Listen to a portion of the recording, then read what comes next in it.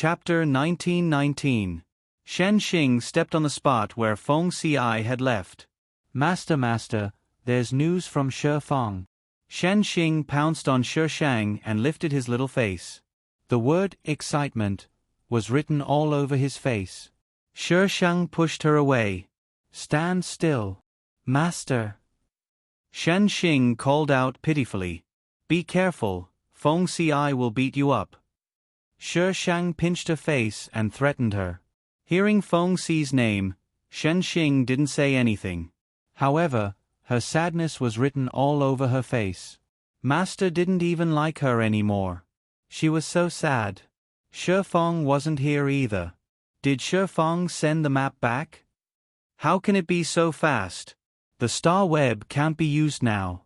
Shen Xing answered pitifully. When Shi Fang sends the map back, we'll set off immediately. Shi Shang ordered Shen Xing. The team that built the star web was very careful. The mainframe and mainframe were separated. The place she destroyed was more like a hub for the mainframe. As long as the mainframe was still there, the star web could be restarted. However, there was no zero. Master, even if we find the mainframe, we can't restart the mainframe. What's the use? Shen Xing didn't understand. Shi Shang gave Shen Xing a look that said, figure it out yourself. Then, he chased her out. Shen Xing. What did Master mean? However, she would be able to see Shi Fang soon. Finally, someone would play games with her. Shi Fang's map was a little slow. By the time Shi Shang reached Shi Fang's location, Shang Guanpu had won 2 more battles.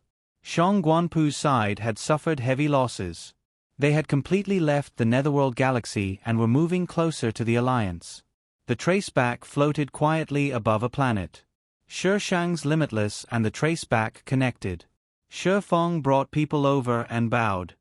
Master. Shi Shang's Zhanlong guards were very excited. They finally saw the executive.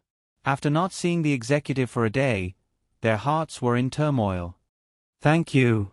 Shi Shang nodded. It's my job. It's not hard, Shi Fang replied seriously. The planet below is the place you're looking for.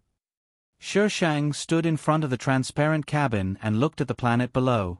Half of the planet was water. Somewhere, it was pitch black. This was where the Star Web team had built the mainframe. The Star Network only covered the 6 major galaxies, but he did not expect that the host computer would be built outside the 6 major galaxies. In order to protect the mainframe, those people were really unscrupulous. Master, we can't stay here for too long. I found an unknown energy body here, Shi Fang reminded Shi Shang. I don't know what it is for now. Of course, there were more than just 6 galaxies in this universe. There were many places they hadn't explored yet, and there were many life forms. Ordinary people wouldn't leave the 6 galaxies. Once they left the 6 galaxies, it was hard to say what they would encounter. Shi Shang retracted his gaze and said calmly, wait up there. Patriarch. Shi Fang frowned. You want to go down alone? He had already sent a drone to take a look at the planet. It looked calm, but ever since the drone returned, unknown energy bodies kept appearing near the traceback. He did not know if it was the drone that brought them back or if some creatures nearby had discovered them. In any case, it was not safe here. Shi Fang would be the first to disagree with letting Shi Shang go down alone. What's the point of you going down? Shi Shang rolled his eyes. All right, go get ready. Shi Fang. Why would it be useless if they went down? Shi Fang didn't dare to refute Shi Shang. What about young Master? Don't bring him, Shi Shang replied quickly. I'll be back soon.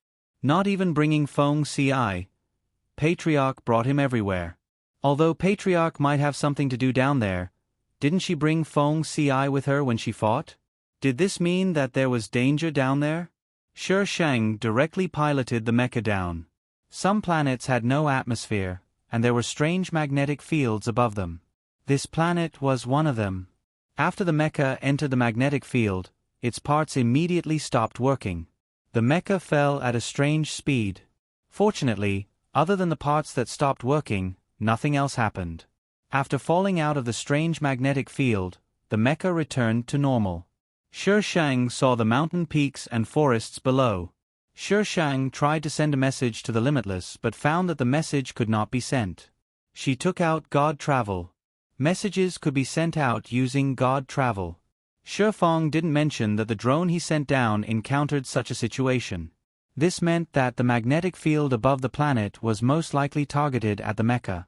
The magnetic field was a natural protective umbrella. TSK, Shi Shang reported to his superiors that he was safe. He piloted the mecha and flew towards the black area he saw before. It didn't look far from the sky, but it still took some time to reach the place. Shi Shang arrived the next day. It was a valley surrounded by green mountains. There was a river in the middle, and the black buildings were all made of metal. Shi Shang piloted the mecha and landed on the ground. The ground was very clean. Not far away there was a robot. The robot looked a little old. The model seemed to be no longer available on the market. After observing for a while, Shi Shang opened the mecha and went out. The robot had stopped working. Shi Shang had activated it. It was probably an unimportant robot that didn't need any certification. Shi Shang easily accessed God Travel to check the operation log. He found that the time of the shutdown was not long after she destroyed the galactic network. Perhaps there was a time difference, but the timing was not very accurate. The robot was very old. Its skin had begun to fall off, revealing the wiring inside. After Shi Shang activated it, it clicked to the side and began to clean the ground. Shi Shang checked the company that made it. It was a very old brand that still existed. Shi Shang walked towards the black metal buildings. The buildings weren't very tall. They were only 2 stories high. They were completely black. Light could be used as mirrors. There were almost no bumps on the surface. The connection was perfect. These buildings were distributed in the valley. Some were rectangular, some were square. The overall shape of the building was like the word Hui. Shi Shang saw a combat robot at the entrance of the building. It was produced by the same company as the cleaning robot outside. It looked a lot newer though. Was there someone maintaining this place? Shi Shang scratched his head. He didn't dare to activate this kind of thing. It wouldn't be fun if it chased her all over the place. She opened the door and went in. She understood why there were so many new combat robots. It was because there was a production line here. There was also a semi-finished robot on the production line. When Zero was still here, it could control these production lines and replace the old robots. The Galactic Network could control the robots, but the robots didn't need the Galactic Network to be activated. You could think of it as a single-player game. Chapter 1920. Most of the metal buildings outside were useless things. There were also a lot of robots, but they were all offline. When the Galactic Network was shut down, they all stopped running. Shi Shang started to walk towards the inner area. The valley was very big. It took her almost 30 minutes to walk from the outer area to the inner area. When she opened the metal building in the inner area, she saw a dense cluster of servers. All the servers were in a state of inactivity. Shi Shang wasn't looking for these things. She looked around. It should be in the middle. She continued to walk forward. It was very quiet here. Only her footsteps could be heard. There was a single metal building in the middle of the circle. It was darker in color. Shi Shang circled around the building and discovered quite a few robots that had stopped operating, as well as some traces of hidden mechanisms. The robots were offline, but the mechanisms weren't. Do these people have the entire universe in their heads? How did they think of everything? F***CK. Where's I's sword? After Shi Shang dealt with all the mechanisms and entered the building, she felt like she had F***ket a dog. It was empty. Shi Shang made a prompt decision to retreat. The moment she did, lasers flashed in the room. They swept across the room, leaving almost no gaps. If she was still standing there, she would have been cut to pieces. Yes, lasers. Isn't it scary? You scared me to death. How can there be such a cruel setting? It's sick. Shi Shang. She suddenly understood something. Don't underestimate people who lived before you. Maybe they'll be smarter than you. Shi Shang looked around, trying to find the hidden things. However, it turned out that everything was the same. She couldn't find anything. She had to search by hand. There was almost no difference between the buildings. Shi Shang searched through them one by one. She wasted a lot of time. From time to time, she had to call Feng Ci to tell him that she was safe. She was afraid that he would rush down. They really know how to hide. Shi Shang pushed open a metal door in despair. The scene inside was the same as before, causing her to almost go blind. I want to blow this place up. Shi Shang suppressed her irritation and quickly cleaned up 2 more. Just as she was about to give up, she finally saw something different. She looked carefully and confirmed that it was what she was looking for. It was hidden among so many servers. Luckily, she had seen the simulation before. Otherwise, she wouldn't be able to find it even if she cried. Shi Shang sat cross-legged on the ground, took out his Xinqing, and connected it to the port. Master. Xinqing, I'll give you a new identity now. Shi Shang looked at the screen and said seriously, a high and mighty identity, how about that? Xinqing. Why do I feel like Master is trying to trick me? Was it her imagination? Master, what are you trying to do? From now on, you will be the mastermind. In a cramped room filled with servers, a girl was sitting cross-legged on the floor. She used a casual tone to announce, from now on, you will be the mainframe. Do you think this is cabbage? Master, how can I be the mastermind? I can't. Xinqing directly projected a virtual image in the air. Her little face shook. Even though she used to have many naive and bold ideas, she was still frightened by her master at this moment. Could anyone be the mastermind? She was just an artificial intelligence. Although she was a little powerful, she was still. Shi Shang was a little speechless at Xinqing's foresight. Who was the one who was talking nonsense before? Now she was scared. Shi Shang couldn't forcefully connect Xinqing to this place. After all, Xinqing had been with her for so many years, so she had developed some feelings for him. I was the one who took you away from Zero. Zero said you were born on your own. But Star Web only needs one mainframe, so it allowed me to take you away. Xinqing. Master, you're talking nonsense again. It's true. Shi Shang's face was serious. Xinqing. That's not believable at all. Shi Shang. Was it because she talked too much nonsense that her own people didn't believe her? She really wasn't talking nonsense. Back then, she accidentally entered the transit station where Zero was. Well, let's call it a transit station for now. After that, she was trapped by Zero. In order to get out, she and Zero had a friendly exchange that lasted for a month. In the end, she didn't win against Zero, but she didn't lose too badly. In order to leave, she had to resort to violence and threaten Zero to let her go. Zero had never seen such a person who used violence when she couldn't win. Speechless, she let Shi Shang out. Before Shi Shang left, Zero gave Xinqing to her. Maybe Zero was interested in her. She didn't care much about worldly possessions, so she wouldn't do anything terrible with Xinqing. At that time, Xinqing had just gained sentience and was like a 3-year-old baby. Shi Shang didn't want it at first, but Zero shamelessly said that she didn't want it and locked her up again. Even if she could destroy the place, it would take a long time to get out. Shi Shang wasn't happy about being threatened. He was even more unwilling to take Xinqing with him.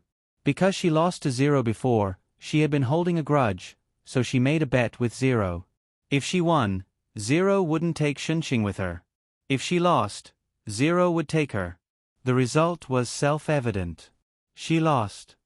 So, I lost to you? Xinqing's little face wrinkled like a bun. Everyone else won, but she lost. Sigh, I was young and frivolous. When she got Xinqing, Xia Chu was still around. At that time, she wasn't as calm as she was now. Master. Xinqing pursed her lips. If it were now, Would you not want me anymore? Nonsense. You don't know how many mechas I destroyed for you. Shi Shang rolled his eyes. When your IQ wasn't online, you caused me a lot of trouble. I had to clean up your mess every time. She couldn't throw it away. No matter where she threw it, she could control robots or other machines to send her back. Later, she simply locked the tablet herself. Now, she couldn't throw it away. She treated the star web like a swimming pool. Wherever Shi Shang went, she followed him. She was like a sticky candy. People needed to grow up, and so did Xinxing. When she was growing up, she was a naughty child. Shi Shang hated her a lot. Later, when her IQ was online and she knew how to please Shi Shang slowly started to like her. Master. Xinxing's little face fell. She looked at Shi Shang with a wronged expression. Even if it was a virtual one, she still looked pitiful. Shi Shang. He hated this kind of cheating and acting cute. Do you want it or not? Just say it. Shi Shang pointed at the tablet. Xinxing. Let her be sad for a while. She couldn't think now. She might die. The ending was 2F King hard to write. She was stuck until she died. By the time I wrote this chapter, your little fairy was dying. If there's another one, you have to cherish me. Vote for it. Chapter 1921. Xinxing comforted himself in his heart that Shi Shang was just spouting nonsense. She was just lying to him. After that, he felt much better. Master, would I still be me? Xinxing was a little nervous. If you're not you, can you turn into a human? Shi Shang replied. If I become the mainframe, will there be a lot of restrictions, such as, you're thinking too much. I'm just asking you to be the mainframe for a while. Shi Shang interrupted Xinxing mercilessly. Xinxing. Why didn't you say so earlier? Why did you make it sound so high and mighty? She thought she was going to be the mainframe forever. She was scared to death. Being the mainframe wasn't a good job. She had to serve so many people. She didn't want to. She only wanted to serve her master. Xinxing's shadow disappeared. Shi Shang tapped on the tablet a few times. The dense programming on the tablet was printed in Shi Shang's bright eyes, scrolling at a strange speed. Time passed by, but Shi Shang kept looking at the tablet attentively. She kept changing things. Cold sweat oozed from her forehead and slid down her porcelain cheeks. This was the crystallization of the wisdom of countless predecessors. With her ability, it remained to be seen whether she could let Xinxing control the star web. A red box popped up on the interface again. Shi Shang's fingers paused. Master. Shi Shang took a deep breath. She cleared the contents of the tablet, reloaded it, and repeated the above steps. Failure. Failure. Failure x 1-inch master. How about we blow this place up? Xinxing suggested. This thing wasn't that easy to invade.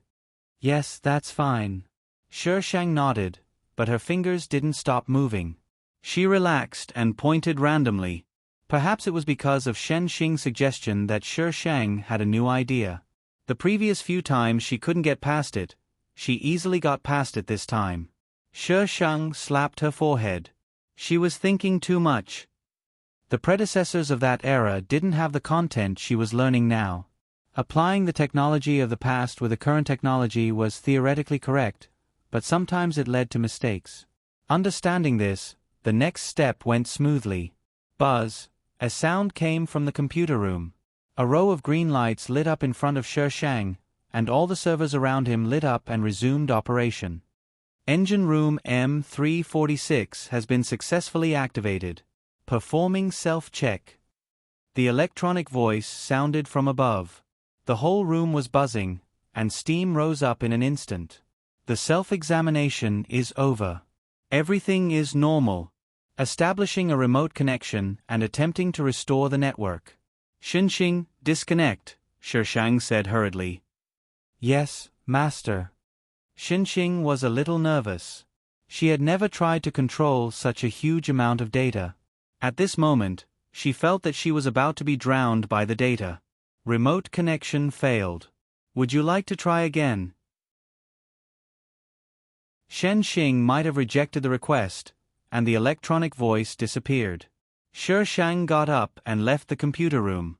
He went to check the computer room next to it and made sure that all the systems had been activated successfully. A cold metal object pressed against Shi Shang's head without warning. Unidentified human detected. Do you wish to eliminate him? This order was sent to Shenxing. Shenxing quickly removed the danger and added Shi Shang to the protection list. The metal object moved away from Shi Shang's head.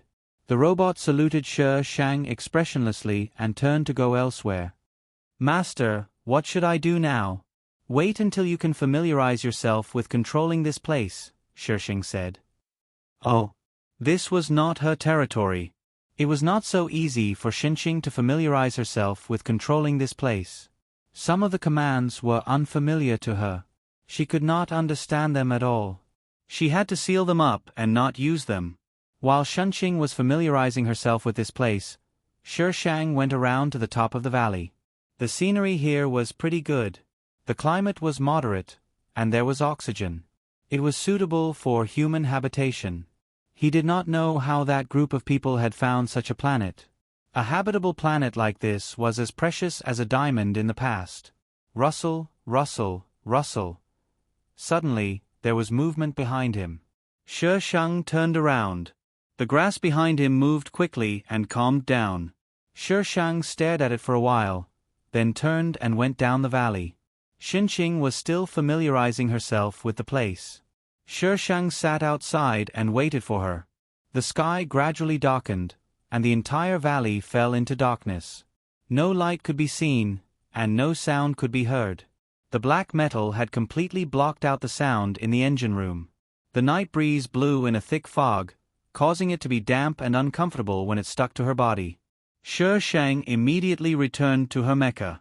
Using her night vision goggles, she discovered that there were quite a few unknown creatures flying about in the fog. They looked very small.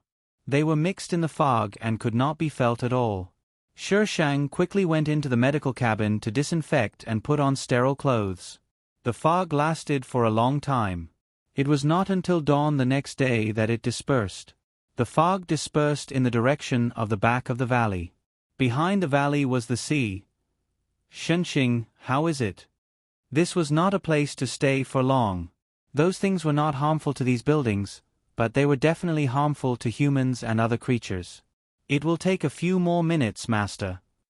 Shi Shang waited in the mech. Time passed minute by minute, and Shenxing was finally done. Shi Shang immediately drove the mech out of the valley. But when they reached the magnetic field layer, there was a very important problem. How was she going to get up? The mech stopped working as soon as it entered. Wasn't it impossible to get up there? But no one told I how to get up there. Master, use the medical cabin, Shenxing said crisply. This magnetic field is against the A7I material inside the mech. A 7I material was a mech warship. In short, all offensive aircraft needed a 7I material. This strange magnetic field was against A7I material. It was obviously to prevent all offensive weapons from entering this planet. Was this really natural? Shi Shang put away the mech and used the medical cabin to enter the magnetic field. As expected, there was no feeling. The cabin passed through the magnetic field easily. Shi Shang changed into the mech again and quickly returned to the Limitless. Feng Ci welcomed her at the door. Although he had a smile on his face, there was a hint of sadness and worry in his eyes. He wanted to go down with her, but she did not allow it. Shi Shang reached out and hugged him. He turned to the worried Shi Feng.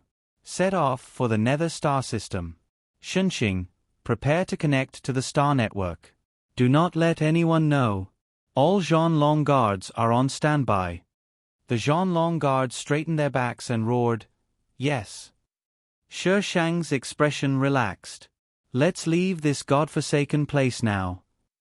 Everyone, that's right. The 5 chapters that I wrote with my life were also filled in by Shenxing. #today, I beg for Catalan votes. # There was a long review activity in the book review section. Write a 300-word long review about the book. There was no limit to the content, but it could not stray too far from the main topic. Format frowny face. I'll accompany you on the last journey. XXXXX. You must add the symbol, together. XX can be changed to whatever you want to say. The prize for this long review is 100 to 6,666 book coins. If I reply with the word read, I can add you to the welfare group. 553224216 for more details.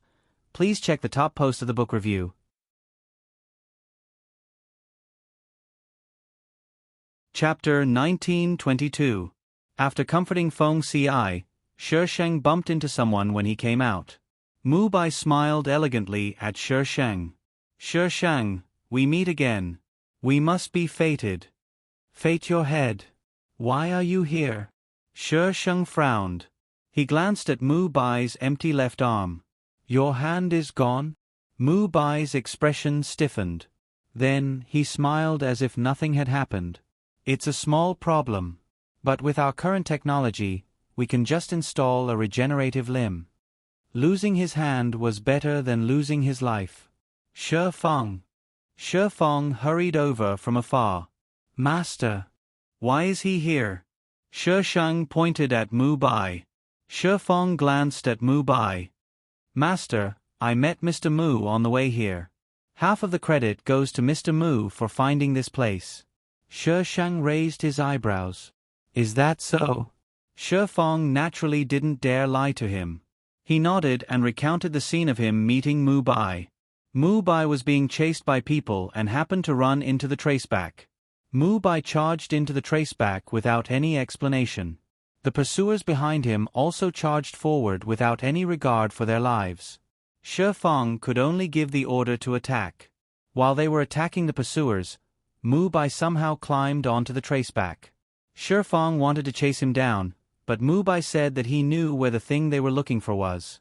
At that time, Shi Feng really didn't have any clues. After Mu Bai said that, he weighed the pros and cons and decided to let him stay. Reality proved that if it wasn't for Mu Bai's guidance, he might not have found this planet. From the beginning to the end, he had never thought that this planet would be outside the 6 major galaxies. See, I've done something for you, haven't I? In return, you can take me in. That won't be difficult, right? Mu Bai's eyes were filled with a gentle smile. Why do you have to choose me? Mu Bai had repeatedly expressed his goodwill. He couldn't be crazy, right? I made the right choice, didn't I? Mu Bai asked confidently. Shi Sheng's eyes were indifferent. His voice didn't fluctuate. Maybe you're wrong. Mu Bai placed one hand behind his back and turned to look at the galaxy outside the transparent cabin. If you don't have full confidence, why would you go through so much trouble to look for me? Shi Sheng sneered and ordered, lock him in the resting cabin. Don't let him out without my permission. Mu Bai. F***CK. How could you do this? There's another option.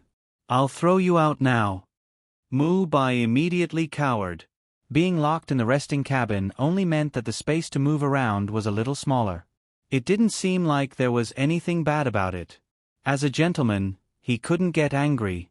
Wasn't it just a resting cabin? A resting cabin was a resting cabin. An excellent gentleman was able to submit and stand tall. Smile. Keep smiling.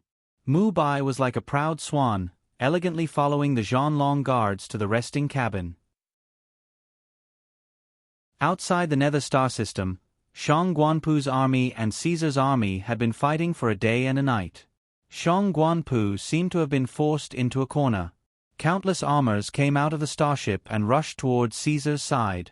They fought desperately, hoping to perish together with Caesar.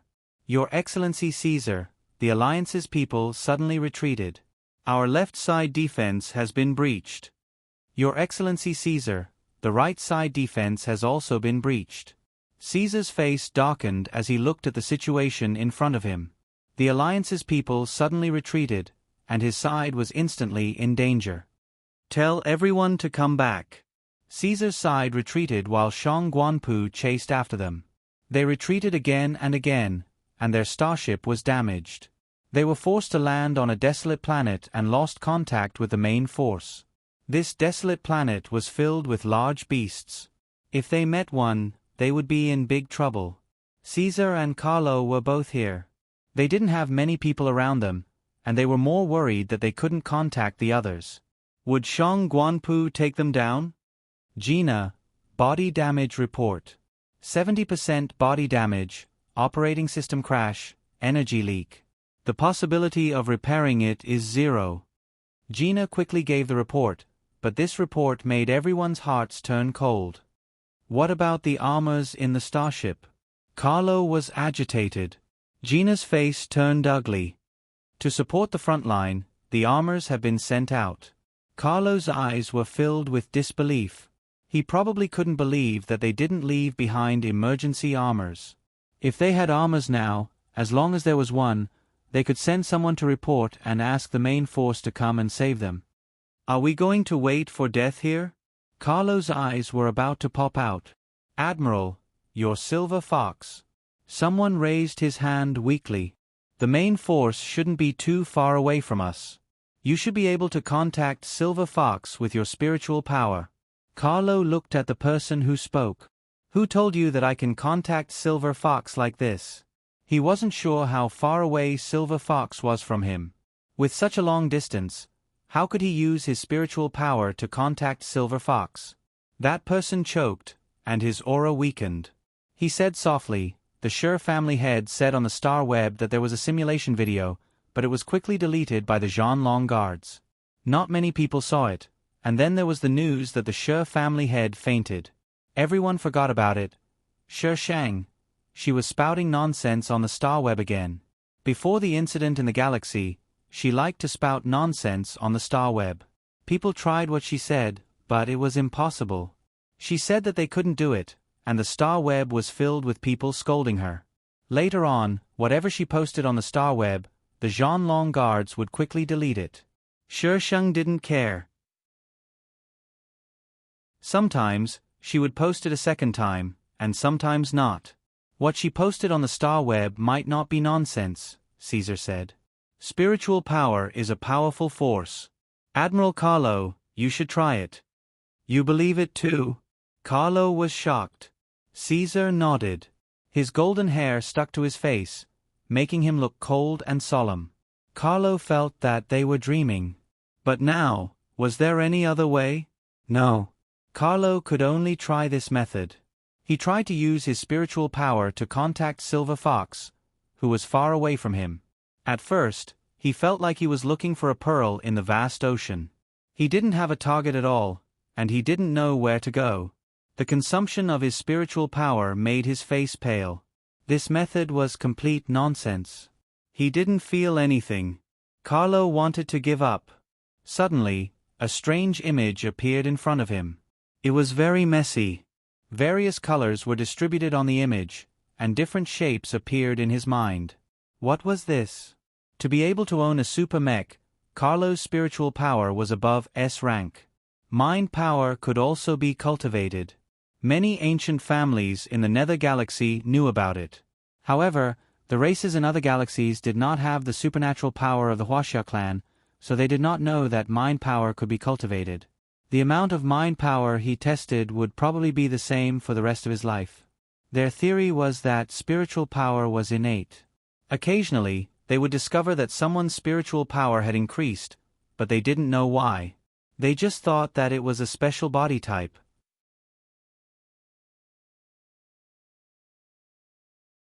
Chapter 1923.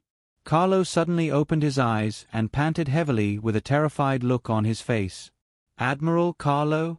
Gina held Carlo's body as he fell to the ground. What happened? Carlo's forehead was covered with cold sweat. He held onto a thick tree trunk and sat on the ground, panting. He couldn't remember what he had just seen. He just felt scared. Director, something is coming. Someone pointed at the sky. In the gray sky, countless black dots were approaching. Everyone stood up from the ground, holding their weapons and looking in that direction. The black dots were getting closer and closer. They were fighter jets and armor. When they got closer, they could see the insignia on them. They were Shangguan Pu's people. Run! Caesar roared. Everyone ran toward the forest behind them. Caesar dragged Carlo, who was still in a daze, and Gina followed. The armor behind them opened fire. The sound was like the prelude to death. Caesar and the others were forced to a riverbed. This place had already dried up. White bones could be seen everywhere on the riverbed. Some of the bones were even taller than them. It was unknown how many creatures had died here.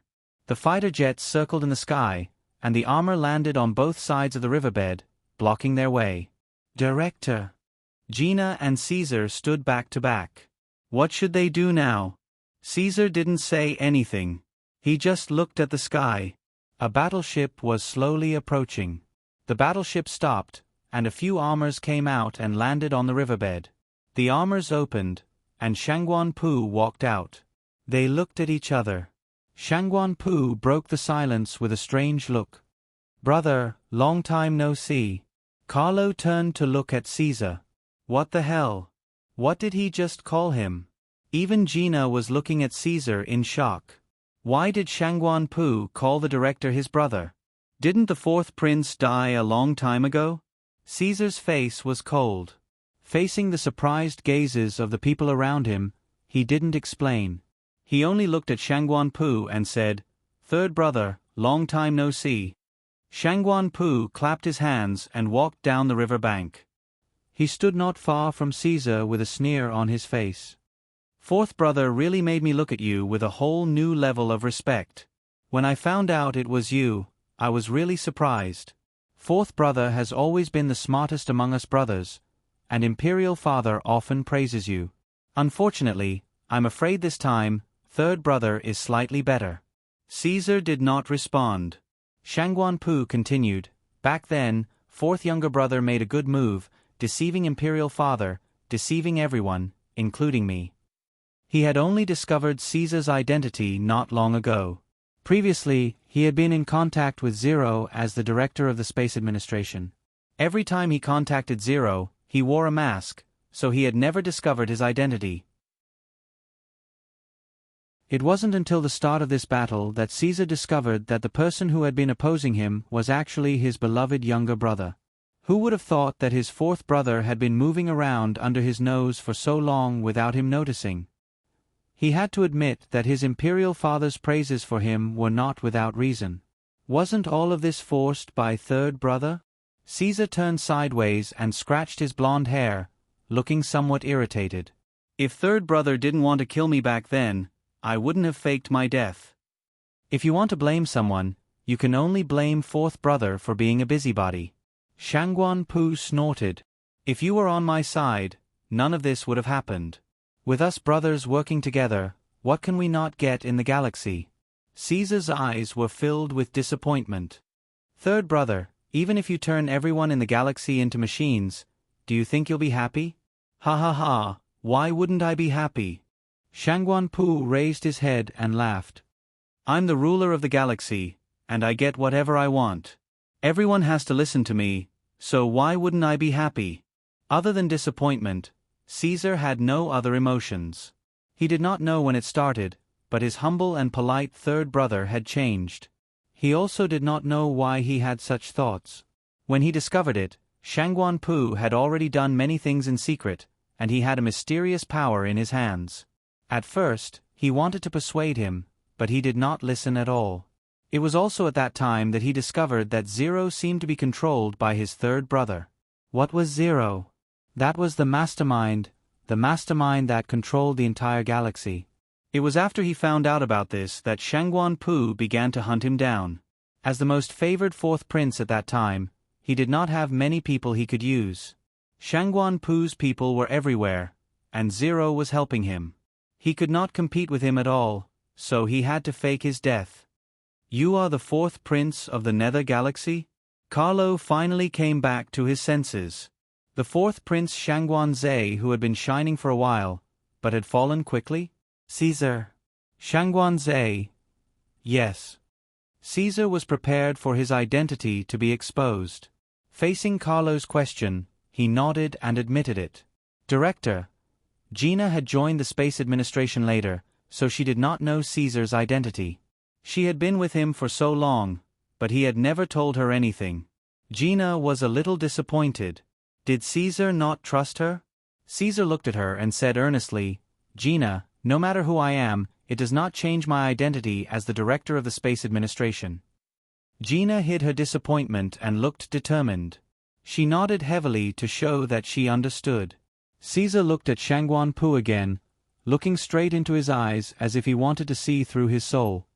Will you really be happy if there is only one normal person in the entire galaxy?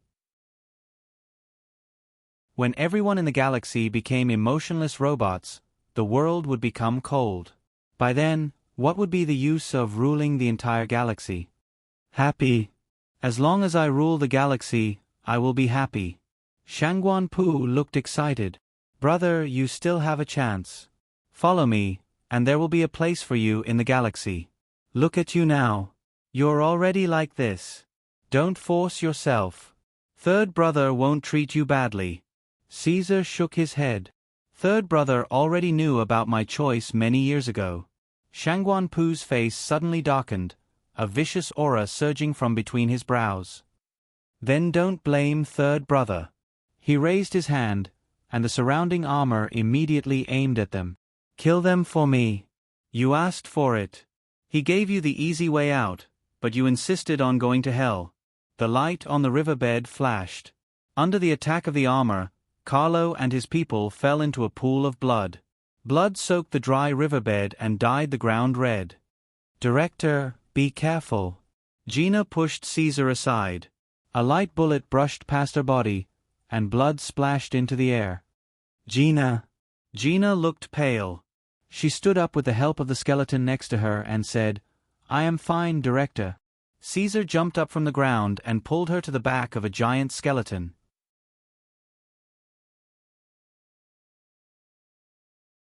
Chapter 1924. Fourth brother, you're about to die. Stop struggling. Come out now, and I'll give you a quick death. Shangguan Pu's voice echoed in the air. The people hiding under the giant skeleton didn't even dare to breathe. There were so many of them just now, and now there were only a few left. Gina was injured, and Carlo was at his limit. You guys stay here. I'll go lure him away and find a chance to run, Caesar said. Director. Gina grabbed Caesar's shirt and shook her head. I'll go. She felt like she was dying. She couldn't let the director die. If anyone had to go, it should be her. After saying that, she lowered her body, and her shirt slipped from Caesar's fingers. She rolled out of the giant skeleton's range, and countless gunshots were heard outside. Caesar, let's go. Carlo pulled Caesar. Caesar staggered behind Carlo. Out of the corner of his eye, he saw the slender figure surrounded by armor. Just as they jumped down a slope, the slender figure seemed to turn around and look at them. Then, she was drowned by countless bullets. Caesar almost couldn't remember how he escaped from Shangguan Pu's pursuit. The sun burned his skin, and his lips were pale. His golden hair seemed to have lost its luster, and it stuck to his cheeks. Carlo's most embarrassing time was when he was chased by Shi Shang all over the galaxy. Now, he was about to break that record.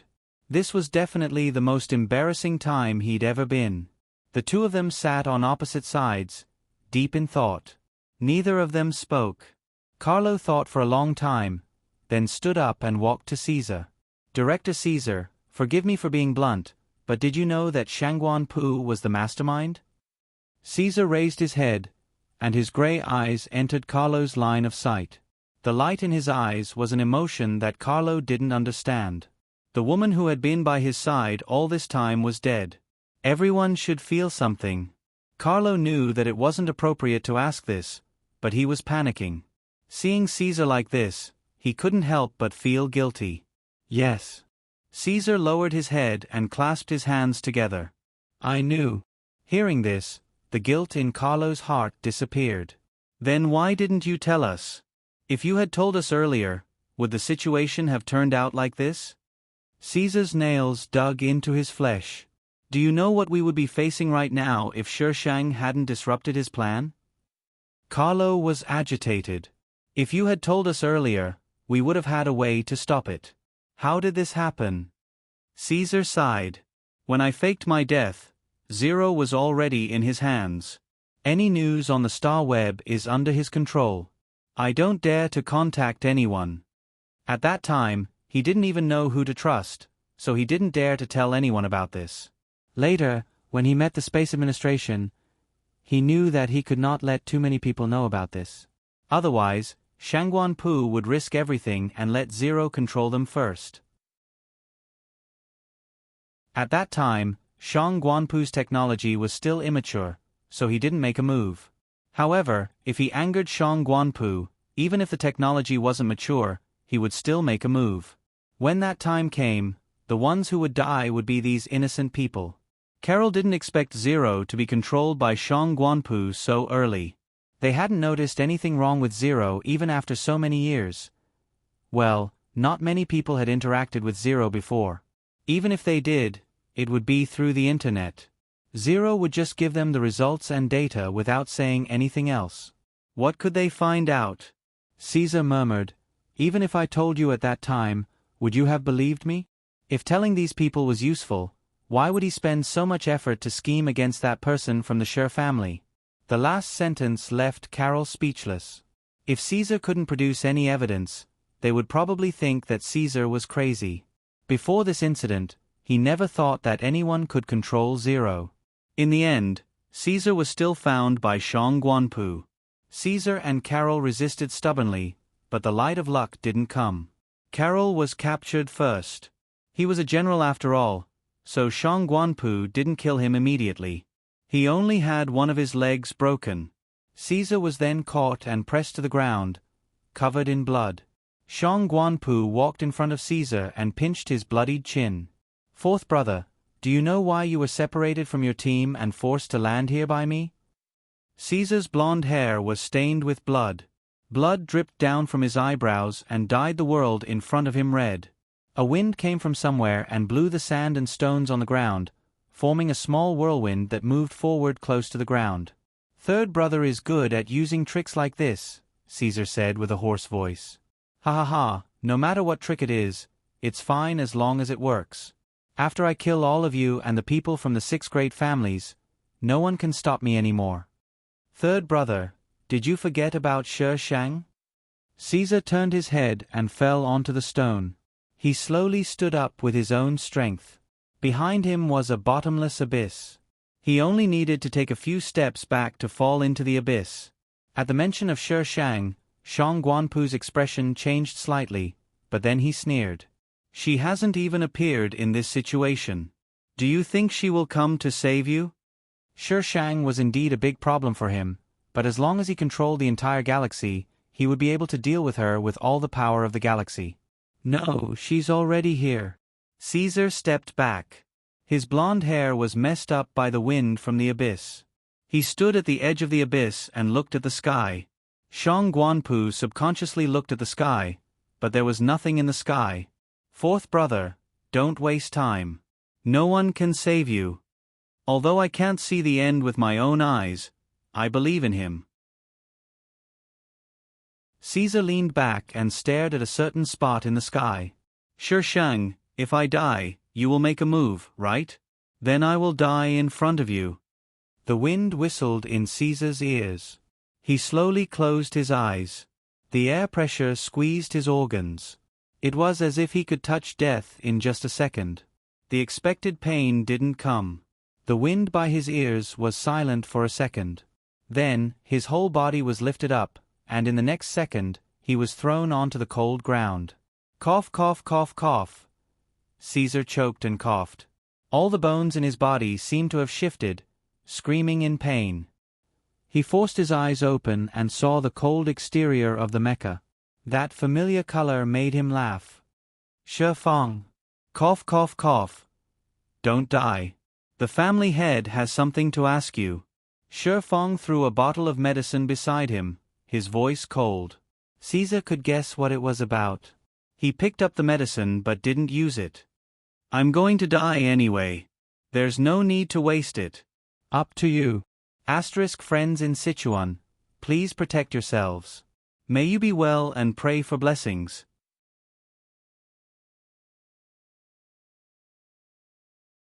Chapter 1925. Caesar was brought to the other side of the abyss by a blue mech. Shang Guanpu's men could only look at them from afar. Your Highness, it's the super mech ghost. Shang Guanpu's men immediately stepped forward and said, the Shi family is really here. Could she be nearby? Rumor had it that the Shi family had 2 super mechs. Because the Shi family was far away on the blue planet, no one had seen it. However, a member of the royal family like Shang Guanpu knew that the Shi family did have 2 super mechs. One was the Shi family's red blade, which seemed to be in the hands of the eldest daughter of the Shi family. Only Shi Shang would casually give the super mech to someone he didn't trust. The other super mech, Ghost, belonged to the Red Moon Galaxy a long time ago. It went missing and somehow, Shi Shang found it. Just like its name, this mech's biggest feature was that it appeared silently and could kill the enemy without them noticing. This mech had participated in a war before. At that time, Ghost was almost a legend on the battlefield. However, everyone only knew that it was owned by the military and not its owner.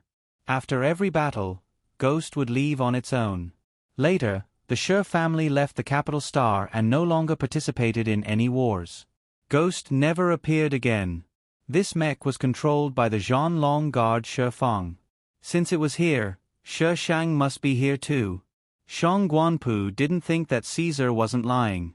She really came. Your Highness, the star network seems to have been restored. A man raised his personal terminal. His personal terminal had just asked him if he wanted to log in. As soon as he said this, everyone looked down at their personal terminals. Even Shang Guanpu was no exception. The words, "Do you want to log in?" appeared on the screen. Someone couldn't wait to confirm the authorization. The screen immediately jumped. However, it wasn't the interface that they were familiar with. It was an image. Countless robots stood silently on the ruins. They all looked up at the screen. Their lifeless eyes seemed to be able to see through the screen. What's going on? The people around looked at each other. However, their interfaces stopped at the same image. There were lights flashing in the image, proving that it wasn't static. Shangguan Pu looked at the other side of the abyss. The infinite had appeared silently at some point and was now hovering in the air. Shi Shang arrogantly stepped on a sword and landed directly above the abyss from the limitless. Her cloak fluttered in the wind, making her look even more dashing. Full marks for showing off. Shi Shang controlled the iron sword to land directly in front of Shangguan Pu and smiled. Your Highness, here's a gift for our first meeting. Meeting gift? Shangguan Pu caught a glimpse of the virtual image that was projected into the air. It was still the image of the robots collectively looking up. At this moment, the entire city, no, the entire planet was shattering. The image flashed, and the camera zoomed out. A planet had silently exploded. He had only seen the entirety of the planet once, but he still knew where it was. It was his territory. Does Your Highness like this greeting gift? If not, I have another one. Shangguan Pu. Who the hell wants your next one?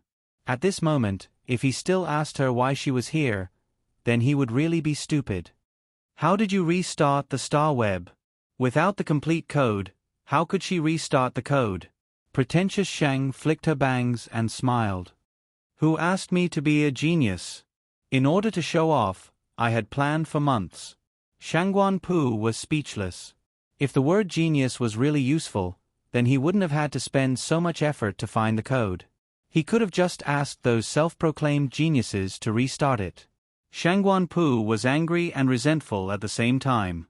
He looked at Shi Shang as if he wanted to eat her alive. He had planned for so long. Was it going to be ruined just like that? If it were anyone else, they would be angered to the heavens. While you were fighting in the front, she secretly ran to the back to fix the cheat that she had broken and then brought it back to show off. No one had ever seen such a thing. Shangguan-Pu's gaze swept across his surroundings. Other than the infinity, he didn't see any other teams. Most of the people in the sky were still his people.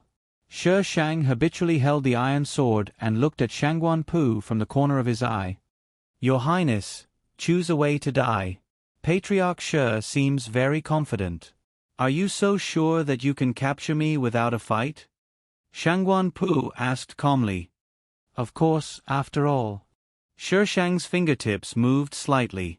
Different virtual projections appeared on the personal terminals of the people behind Shangguan-Pu. Take a look. It might be the last time. Some of the images were of his main forces outside, while others were of his territory. At this moment, the main forces were killing each other. The robots in his territory were completely out of control and self-destructing. The scene was extremely chaotic. Everything he had carefully planned was now collapsing in front of him. She didn't need to use a single soldier to make everything he had spent countless years to accumulate disappear in an instant. Kill her for me. Shangguan-Pu lost control and roared. Calm down. Shi Shang held the iron sword and retreated. I haven't finished showing you, and you already want to kill me. When I'm done, you'll want to chop me into pieces, right? Shangguan-Pu. What else? Everyone. Aren't you being too honest with your lines? You know you're going to be chopped into pieces, and you still dare to show it. Do you have to be so arrogant? I've always wondered where you got that code. Later, I remembered that you once had a princess consort. Unfortunately, this princess consort had a bad life and died at a young age. After that, you never married another princess consort. Shi Shang spoke slowly, but as she did, Shangguan-Pu's expression turned unsightly. Shi Shang waved his hand. The virtual image in the air changed. A woman was holding a child and looking at the camera cautiously.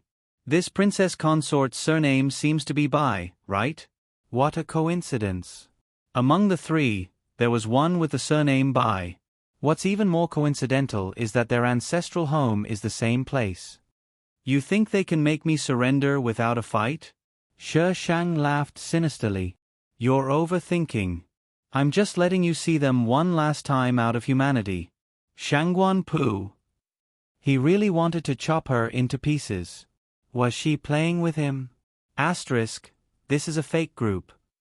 Little fairy, if you don't vote, I'll chop you into pieces. Cherub, you can try. Little fairy, bosses, I don't dare. Let's vote. System, where's your backbone? Little fairy, my daughter isn't even backing me up. Where's my backbone? I don't have it. System, you're still acting so self-righteous. Little fairy, bite me. System, do you think I'm a dog? Shi Shang, aren't you? System, Master, look at them ganging up on me. System Master, I'm waiting to be killed. I don't have time for you. System.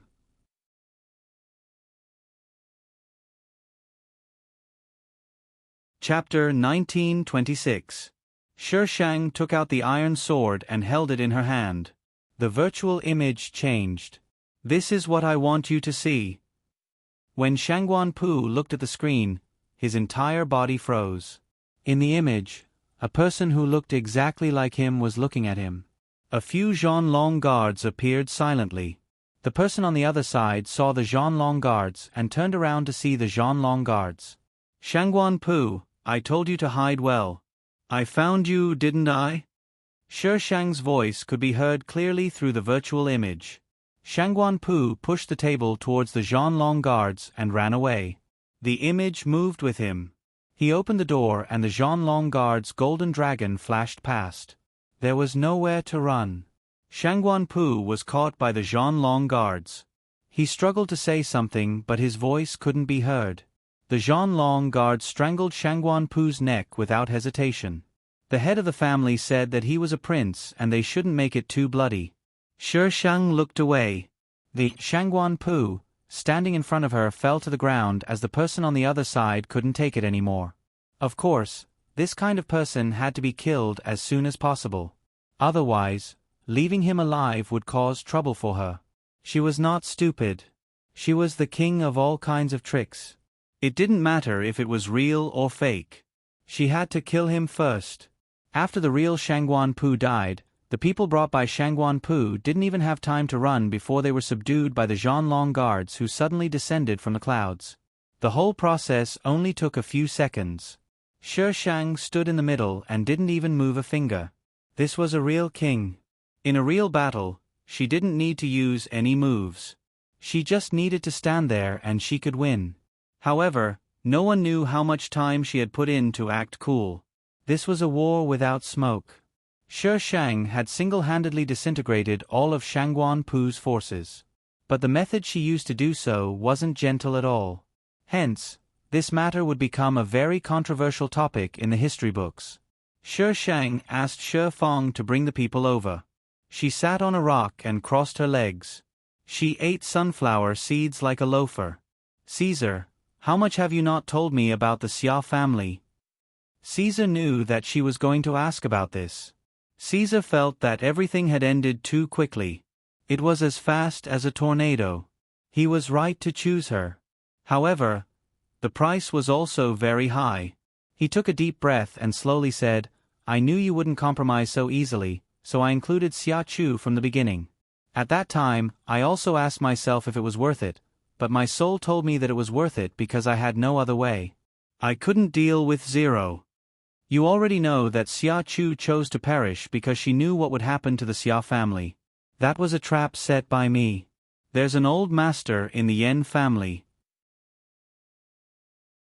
At that time, his mind was already a little muddled. It's just that no one in the Yen family noticed it. Hence, I plan to let the old master of the Yen family meet Xia Chu by chance and let Xia Chu hear the prophecy. At that time, I didn't know what Xia Chu would choose. I was also gambling. Fortunately, I won the bet. She chose to let you live. As for the alliance, I only added fuel to the fire. They had this idea for a long time, but they didn't have the chance. I expected that Xia Chu's death would agitate you. My original plan was to frame Shangguan Pu. However, I didn't expect you to do something so extreme. You didn't even give me a chance to frame you, causing my plan to be delayed again and again. Since the Xia family was already like this, I could only change my plan. I felt guilty towards Xia Chu. Hence, after Ji Dai rescued her, I took her away. Caesar paused. You know what happened later.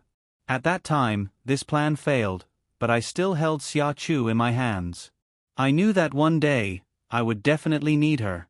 To Shangguan Pu, Shi Shang was an accident. To him, Feng Xiai was an accident. However, these two accidents were both beneficial to him. Does Xia Chu know? She doesn't know.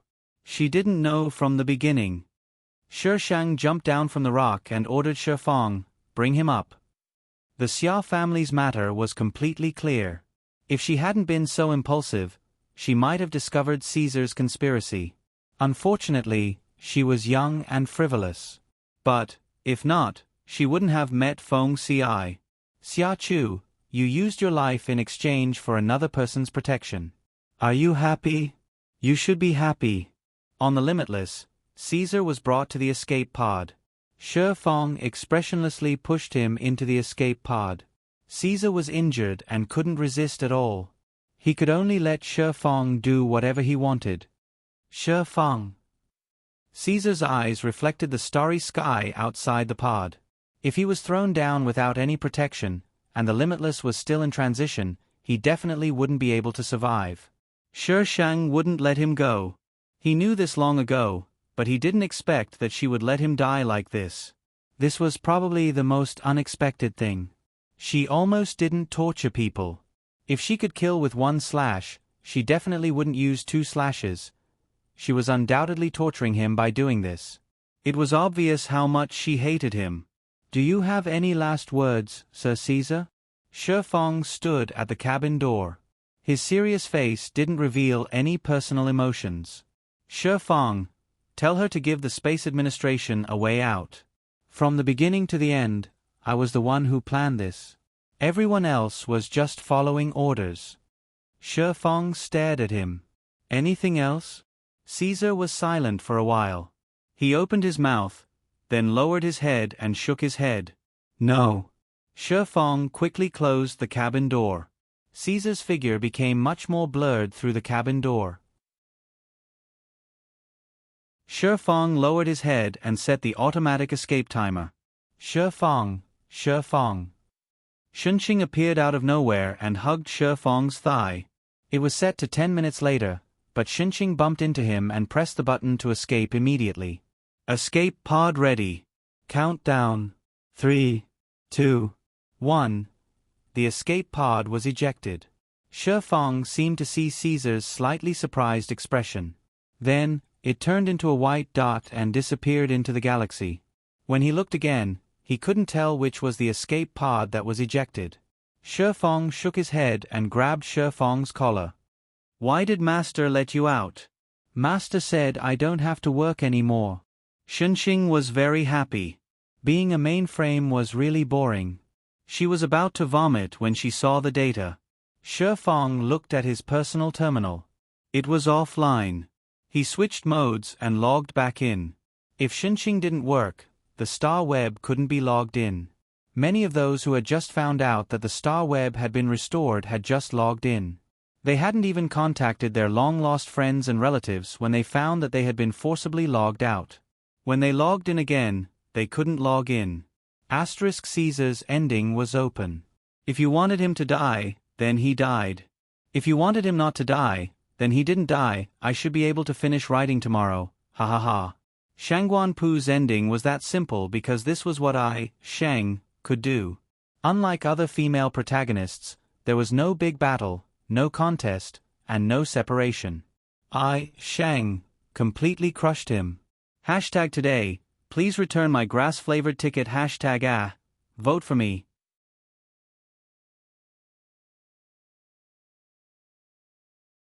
Chapter 1927. After Shi Shang killed Shangguan Pu, he quit. Shangguan Pu left behind a huge mess. Since Shi Shang didn't want to do it, the others had to take over the heavy responsibility. The alliance that slipped away before came back to take the credit. The Red Moon Galaxy and the 6 families were furious. However, they were not as strong as the alliance, so they could only sulk. It took a lot of time and effort to clean up the battlefield. With Shangguan Pu's remaining forces, it was even more difficult to clean up. The 6 families of the Nether Galaxy were responsible for cleaning up their territories, while the royal family and the administrative planet could only watch. Now there was no one in the royal family who could take charge of the situation. The eldest prince was executed after Shangguan Pu took control of the capital star.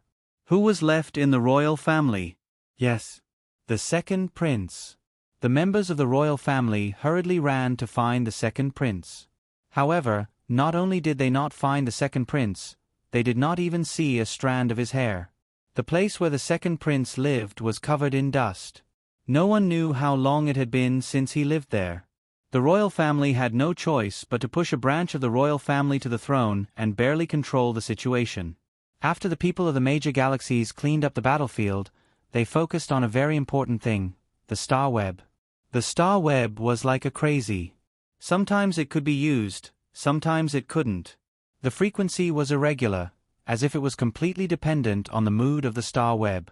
If it didn't want to, it wouldn't. Someone spread the rumor that the star web was crazy because of Shi Shang.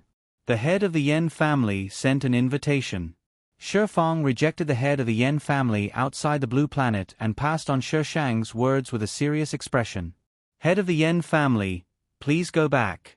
The head of the family will not see you. Shi Fong, do you want to see the star web like this?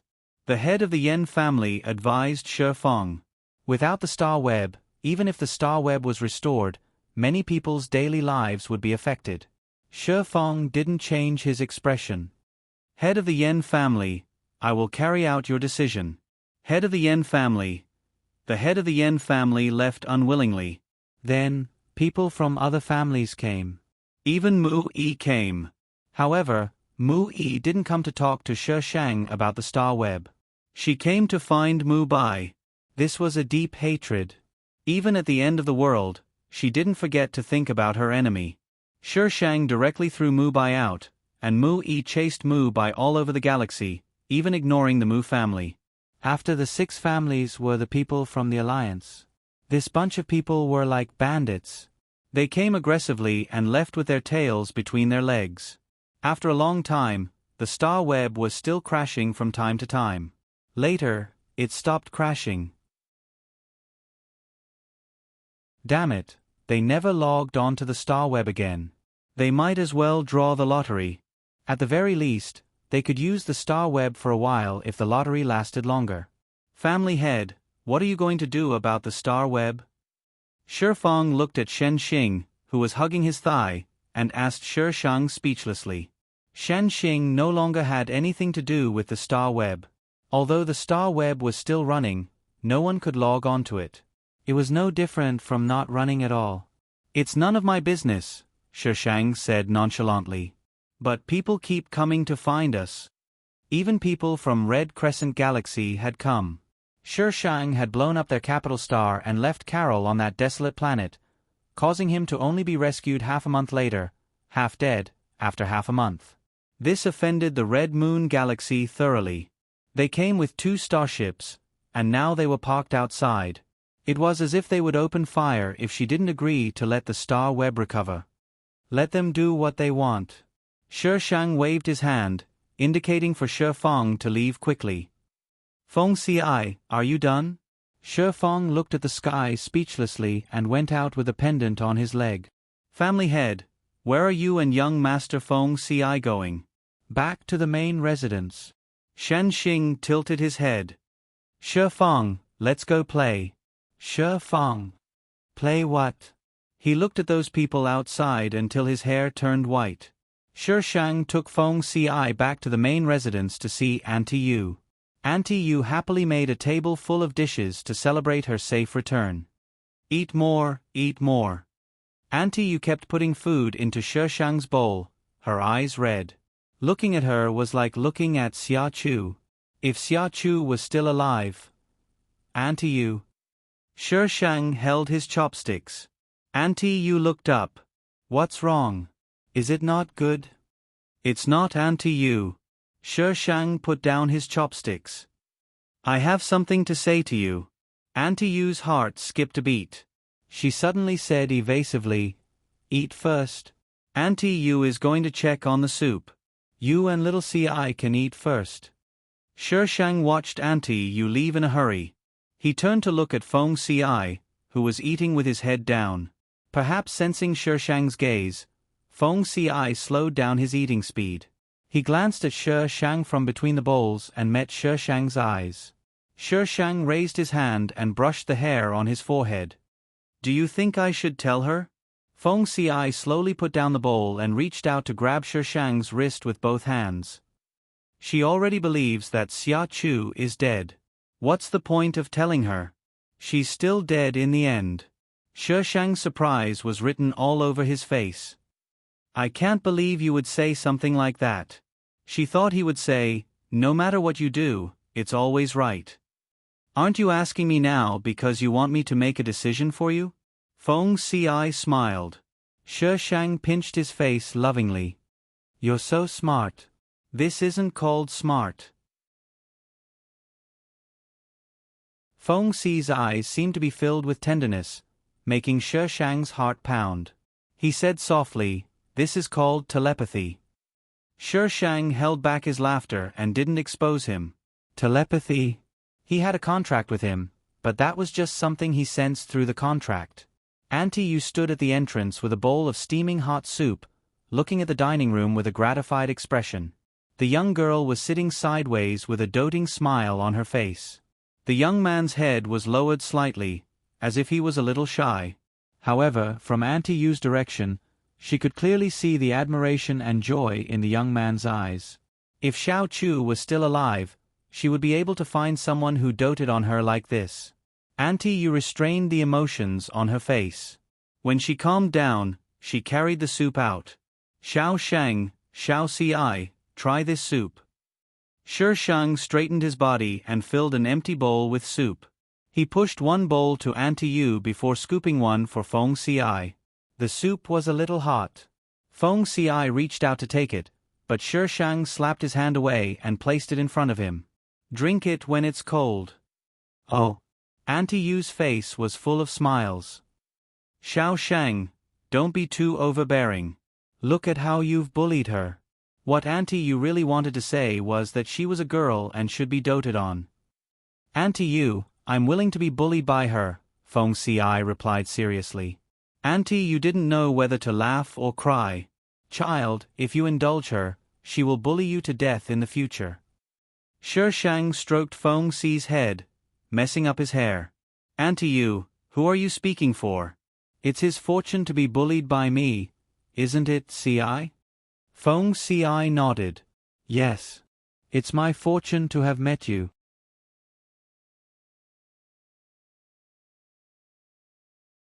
Chapter 1928. Shi Shang didn't tell Auntie Yu about Xia Chu.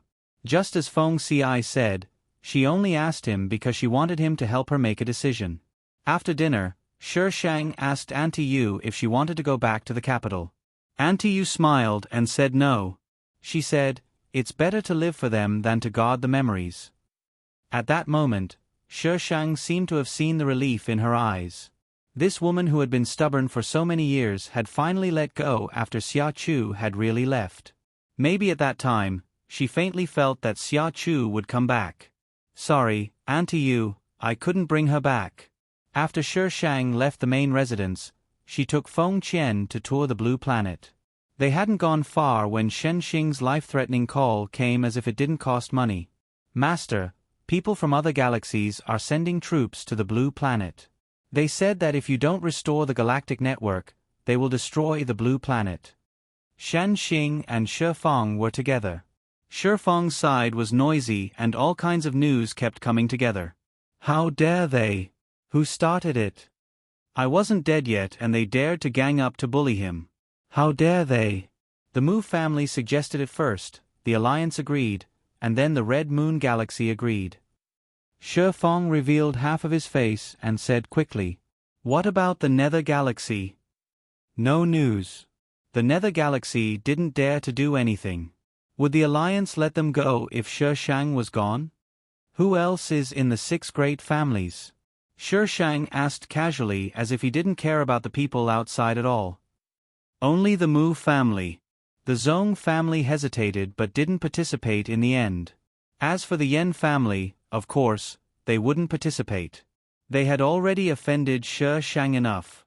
If they continued to offend him, they were afraid that they would be destroyed. Oh, looks like it's going to be the 5 great families. Shi Feng. It's over. The family head is going to destroy the Mu family. 10 days later, the battleships of the major galaxies arrived at the Blue Planet and surrounded it.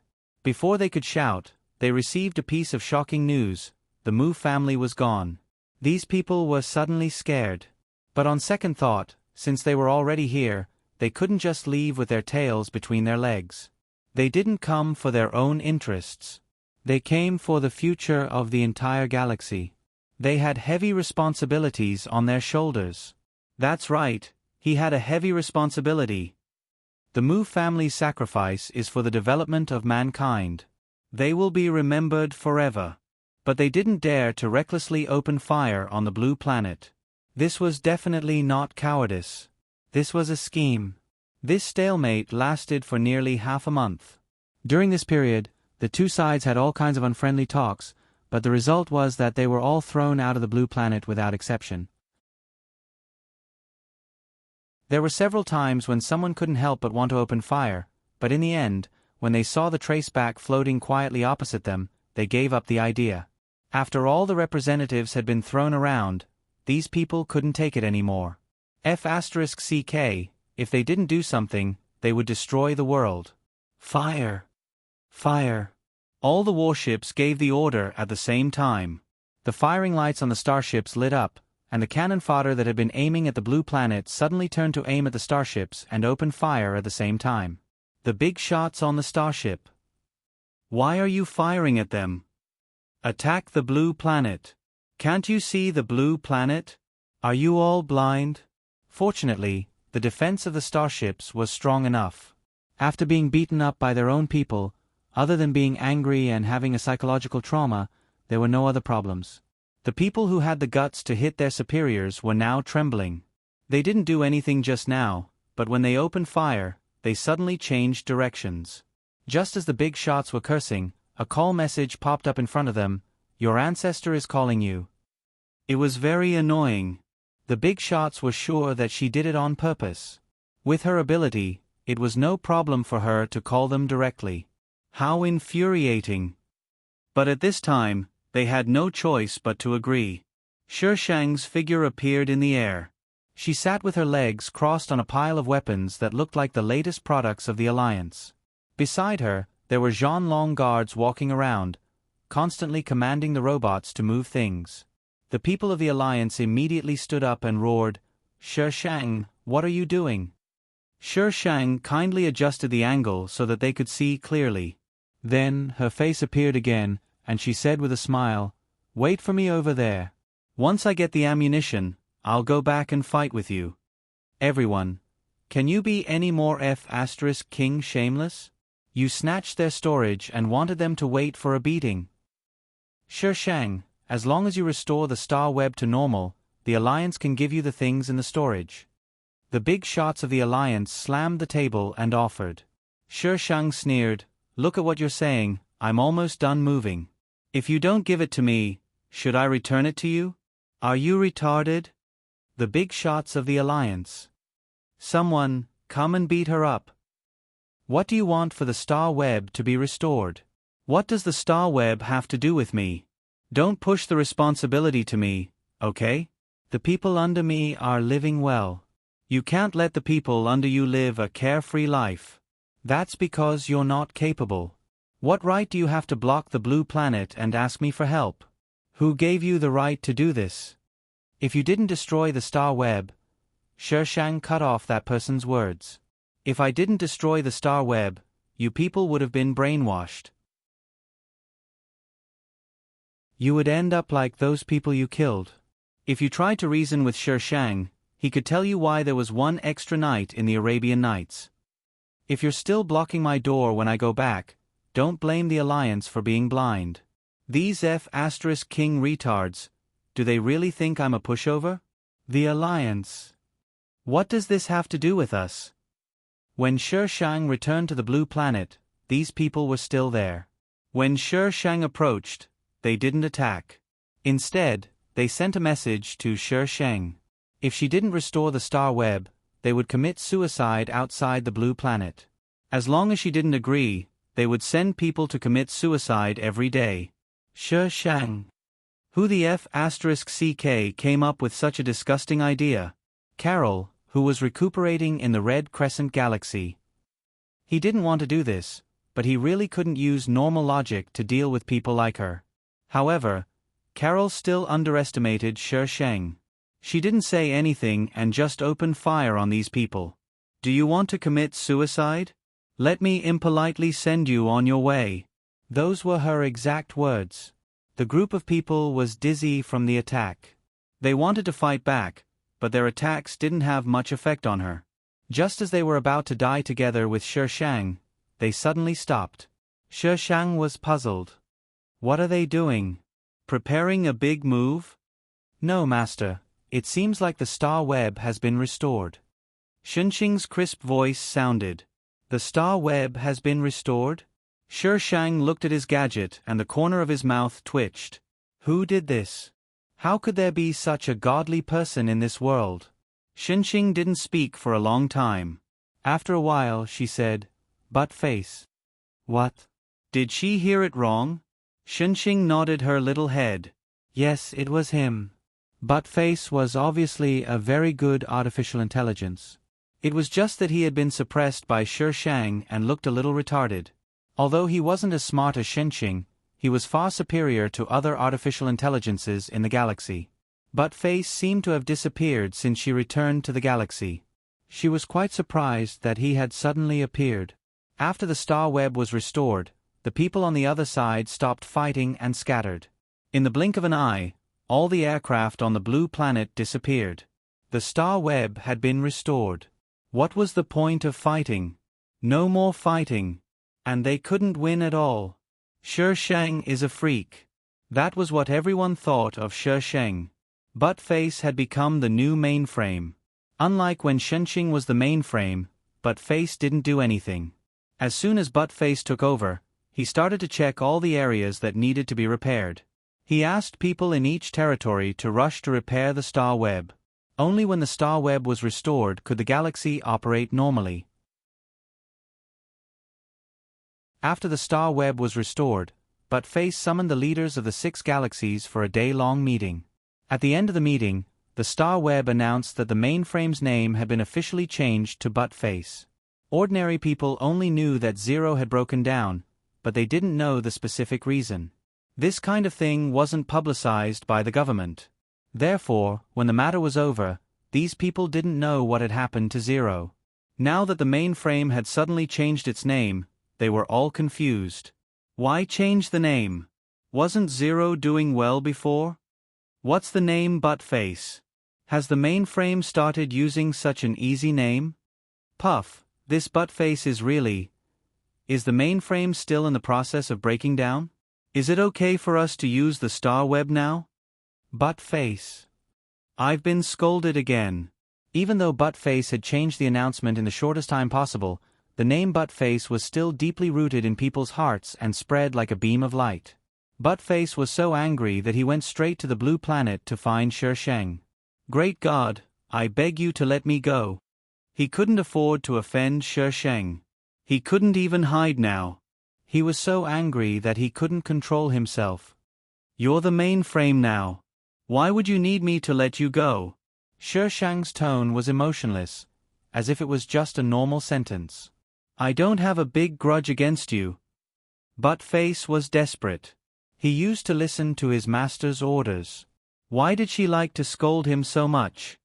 It's a habit. Shi Sheng turned around and smiled. The morning sun shone on her. If she had a pair of wings, she could fly into the sky. Damn it, even if she didn't have wings, she would fly into the sky. What the hell is a habit? This system, this mainframe won't lower myself to her level. When I go back, I'll add a few more layers of firewalls. Buttface escaped. Shi Sheng chuckled and looked to the other side. A small head popped out from behind the pillar. Shi Sheng warned, there won't be a next time. Of course, she wouldn't do something so boring. Shenxing was just playing around with Buttface. However, looking at Buttface's angry face, she also felt that it was quite fun. She didn't pursue the matter of Shenxing provoking Buttface. Shenxing stuck out her tongue and ran out of the room with her little skirt. The sound of clanking could be heard from afar. Shi Sheng seemed to have heard her call out to Shi Feng. He didn't know what she did, but the Zhanlong guards laughed loudly. Then, Shi Feng's scolding and Shenxing's noisy voice could be heard. This was the first time he realized that her place was quite lively. Xiao Sheng. Shi Sheng closed the door and went inside. What's wrong? My clothes. Feng Ci was in the bathroom. He was holding on to the door halfway, his face flushed. Help me get them. Shi Sheng. Why are you taking a shower so early in the morning? Don't you know that you're more impulsive in the morning? Last night. She didn't do anything last night, okay? Was she the kind of person who would overdo it? Shi Sheng went to the wardrobe and picked out some clothes. Feng Ci pulled the clothes and tried to close the door. Shi Sheng grabbed a corner of the clothes and smiled at him. I'll help you put them on. No need, I'll put them on myself. Feng Ci tugged at the clothes and avoided Shi Sheng's gaze. Shi Sheng was slightly stronger. He pushed against the door and said hooligantically, either I help you put them on, or you come out and take them off again. You choose. Feng Ci. He didn't even have a choice. He felt wronged. He let go of the door and shrank back.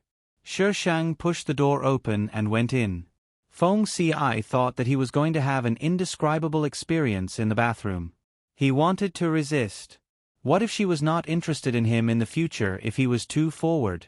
However, Feng Xiai was obviously thinking too much. Shi Sheng really just helped him put on his clothes. Shi Sheng picked out a white shirt. There were patterns embroidered on the sleeves and collar. They were exactly the same as the pattern on the collar of her dress. One could tell at a glance that they were a couple's outfit. Feng Xiai pursed his lips and smiled. The clothes that had been delivered recently were all like this. Every set of clothes matched the pattern on her clothes. They were an indescribable match when they stood together. What are you smiling at? Stand up straight. Shi Sheng patted his stomach. Feng Xiai immediately sucked in his stomach and straightened his chest. Strange, why do you seem to have grown taller? How old are you? The clothes were made according to his previous size. They were a little small, but not too small. They were just a little tight. They were all handmade, so it was impossible for the size to be too small. He must have grown taller. It's all because my wife took good care of me. Feng Xiai generously gave Shi Sheng the credit. Shi Sheng glanced at him with a faint smile, straightened his collar, leaned half of his body in Feng Xi's arms, and blew into his ear. Took good care of you? Did you take good care of me in bed? Feng Xi's ears turned red and he murmured, Shi Sheng. Her cool lips touched his hot earlobe. It was like meeting iced coke after being exposed to the sun. Feng Xiai felt comfortable all over. Claire, I like you just like this. What do I look like? Feng Xiai blinked, looking innocent. You look shy for me. Shi Sheng kissed his earlobe ambiguously. Feng Xi's cheeks burned even hotter, and his whole body seemed to be burning up. He didn't know why. They had been intimate many times, but every time she teased him, he couldn't help but feel shy. If I stay like this in the future, will you always like me? Feng Xiai asked.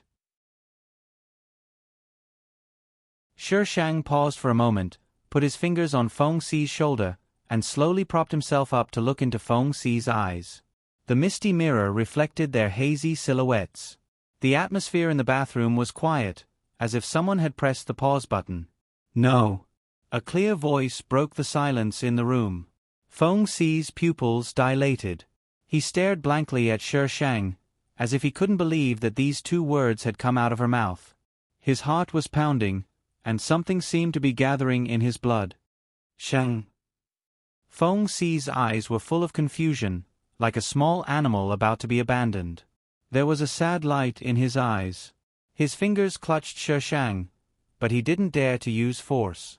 Shi Sheng's other hand moved from his waist to his shoulder, and her hands wrapped around his neck. She pressed against him, forcing Feng Xiai to lean against the mirror behind him. Feng Xi's mind was full of those two words. No matter what Shi Sheng did, he stared blankly at her. Shi Sheng knew that she might have scared him, so she sighed. But there were some words that couldn't be vague. She had to make them clear. She pressed against his slightly cold lips, and gently tossed and turned. I love you, and I will always love you. Feng Xi's breath caught, and his limbs seemed to be filled with excitement. His voice trembled, but it was incomparably solemn. I love you. He gambled everything and finally hugged the girl he loved with his life. He wouldn't let go of her in this lifetime. I hope that after years of suffering, you will still be arrogant when you return. I hope that after you walk through mountains of swords and seas of blood, you will still have the same heart when you return. I hope that after you love Melody for thousands of miles, you will still be in her heart when you return. End. Actually, this book isn't good at all. It's King ugly. It's all made up by the author. You've been deceived. Are you angry? Hit me. I can't hit you, yo yo yo.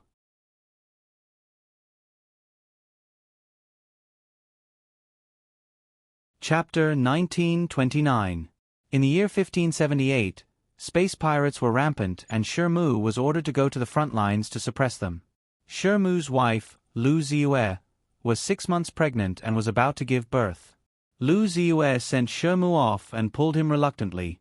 Brother Mu, when will you be back? Shi Mu pitied his wife. Who knows when this war will end? Don't worry, I'll be fine. Lu Ziyue caressed her stomach with both hands and was worried. Brother Mu, you must be careful. Shi Mu smiled and placed his large hand on Lu Ziyue's stomach. I'll be careful. I haven't seen our child yet. You have to be careful at home too. Lu Ziyue nodded with tears in her eyes. She would be careful. She would protect this child and let it be born safely. It's almost time. I have to go. Hurry back and be on the way. Shi Mu reminded her. Lu Ziyue pulled Shi Mu and said anxiously, Brother Mu, I'm afraid you won't be back by the time I give birth. Give the child a name. It's okay. You can give it a nickname first and wait for me to come back, okay? Lu Ziyue thought about it and nodded. Shi Mu leaned over and planted a kiss on her forehead. He turned around and walked towards the main group. Lu Ziyue stood in place until he boarded the warship. The fleet took off one by one and the surroundings returned to silence. Only then did she touch her stomach with reddened eyes. Child, your father will come back and name you. The sky was gloomy and a storm was coming. Shi Shang was born in that chaotic era. She did not wait for her father. Her name was given by the head of the family. It was said that on the day of her birth, all the higher-ups of the Shi family were alarmed. She was taken away as soon as she was born. Lu Ziyue was covered in blood and begged them, but they did not pity her at all. Although she returned to Lu Ziyue's side not long after, Lu Ziyue's body was left with an illness because of that dispute. On the day she returned, Lu Ziyue hugged her tightly. The excitement of regaining what she had lost made her faint. When she woke up, she thought she was dreaming. But looking at the babbling child beside her, she knew she was not dreaming. Child, my child. Lu Ziyue cried tears of joy. She did not dare to touch Shi Shang, as if she was afraid that the child would be gone if she touched him.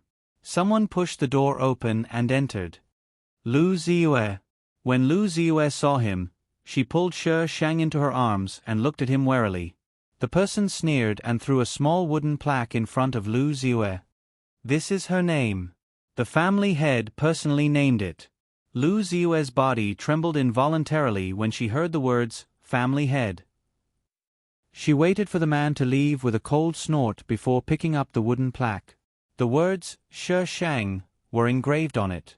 Shang. Everyone in the galaxy knew what Shang represented. Only people of extremely low status would use this word as their name. Lu Ziyue's face was pale and her body couldn't help but tremble. Why, her child should be treated this way. Shi Mu had brought a lot of honor to the Shi family. Why was her child treated like this? Lu Ziyue was powerless to argue with the Shi family.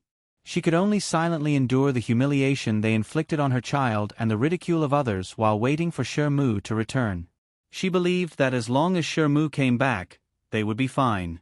However, she had to wait for 3 years. Shi Shang was already 3 years old. He was very cute and looked like a snow-white ball. When he walked, he would stagger and look like he was about to fall, but he stood up well every time. The children around her were unwilling to play with her.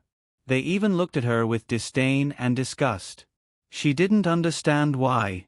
Sometimes, she would naively ask Lu Ziyue why the children didn't want to play with her. Did they hate her?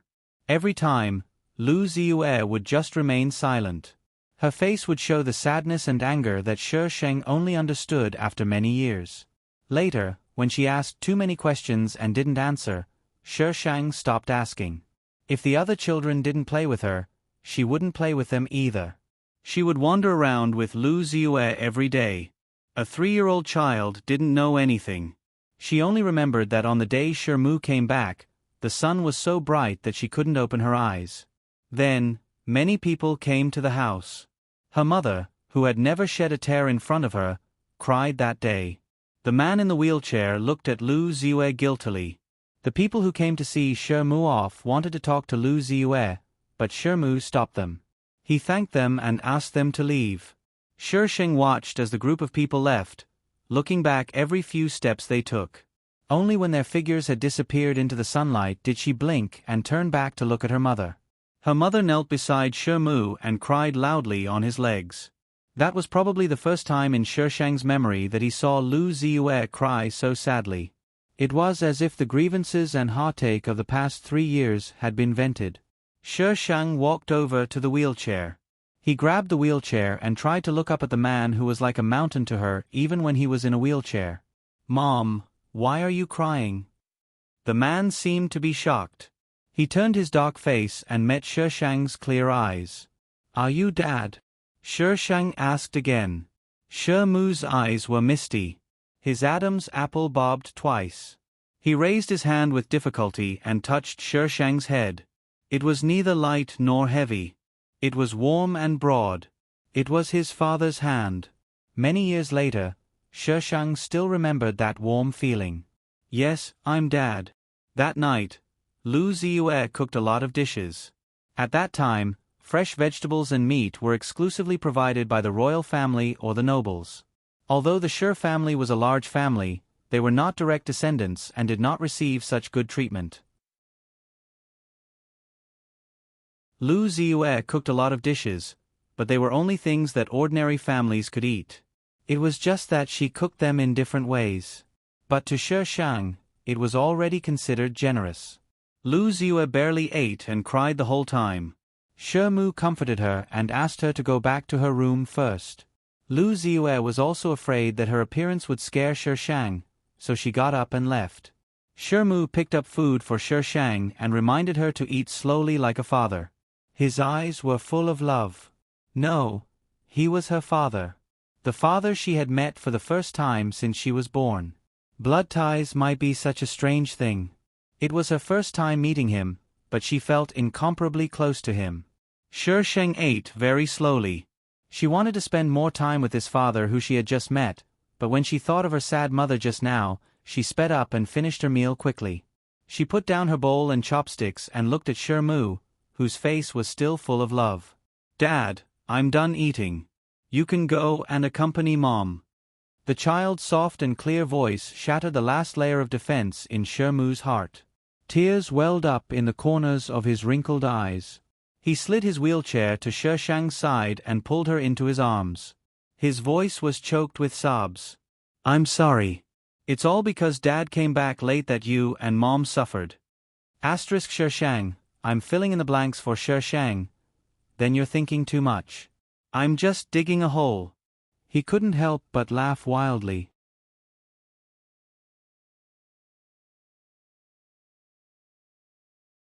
Chapter 1930. With Shemu's return, the family seemed to be more lively.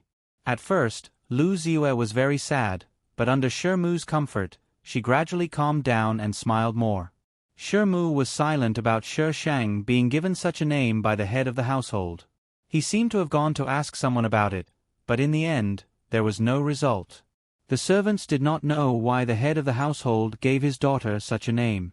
Shemu went to look for the head of the household several times, but he could not even enter the main residence of the Shi family. Of course, Sheshang did not know what Shemu was doing. She only knew that her father was back and she was very happy. She did not have to watch other children have parents. Sheshang liked to be with Shemu, listening to him talk about the battlefield and the outside world. Shemu lost his legs on the battlefield. He should have received a large sum of money as compensation. With this money, he could have his legs regenerated and be no different from an ordinary person. Even if he could not continue to fight on the battlefield, he could let his wife and daughter live without worries. But for some reason, the money never came. Sheshang remembered that day when Shemu left home for the whole morning. When he came back, his face was gloomy and his body was dirty, as if he had been in a fight. That was the first time Sheshang saw such a terrifying side of Shemu. Sheshang suppressed the fear in her heart and trotted to Shemu. "Daddy, what's wrong?" The gloominess on Shemu's face disappeared and he forced a smile. "I'm fine. Where's Mommy?" "Mommy went out." "Then baby, wait here obediently for Mommy to come back. Daddy will go back to the room and make a call, okay?" Sheshang's clear eyes darted around. After a while, she nodded her little head. "Okay." Shemu pushed the wheelchair into the room. Sheshang sat on the swing in the courtyard and looked at the white clouds in the sky. She used her smart little brain to think about what was wrong with her father, but she was too young. No matter how smart she was, she could not understand the troubles of the adults. Crash! The sound of something breaking startled Shi Sheng. She jumped down from the swing and went straight to the room where the sound came from. Haven't I, Shi Mu, done enough for the Shi family? Now that they're treating me like this, I'm really blind. Shi Mu's voice came from the room. For some reason, Shi Sheng did not push the door open. She stood at the door and listened to the conversation inside. When Lu Ziyue came back, she saw her daughter standing at the door like a statue. "Darling," Lu Ziyue called out. "Why are you standing here?" The door opened and Lu Ziyue saw the mess in the room. She then looked at Shi Sheng and carried him in her arms. This was the first time she had a cold expression on her face. "Why are you throwing a tantrum in front of the child?" Shi Mu looked at Lu Ziyue helplessly. "I didn't know she was outside." Lu Ziyue patted Shi Sheng on the back. "Baby, don't be afraid." "Baby, I'm sorry. Daddy didn't do it on purpose." Shi Mu also quickly apologized. Shi Sheng seemed to have snapped out of his reverie. She wrapped her arms around Lu Ziyue's neck and looked at Shi Mu with her dark eyes.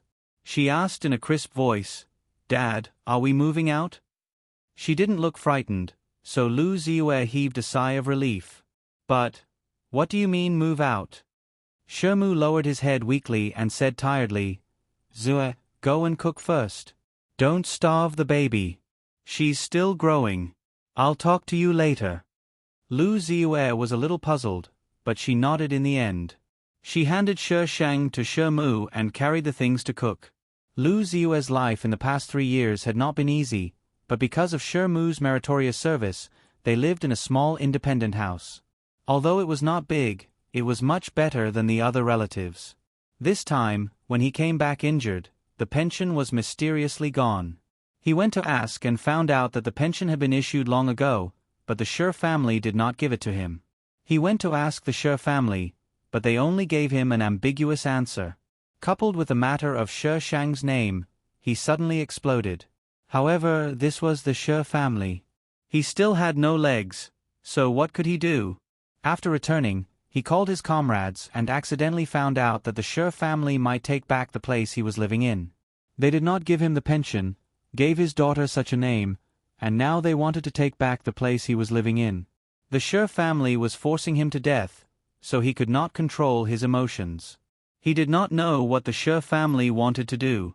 When he left, he still had a say in the Shi family, but in just 3 years, everything had changed. At night, Shi Mu and Lu Ziyue explained what happened during the day. "Ziyue, tell me, what happened after I left?" Shi Mu grabbed Lu Ziyue's hand. Lu Ziyue had never told Shi Mu what happened when she gave birth to Shi Sheng.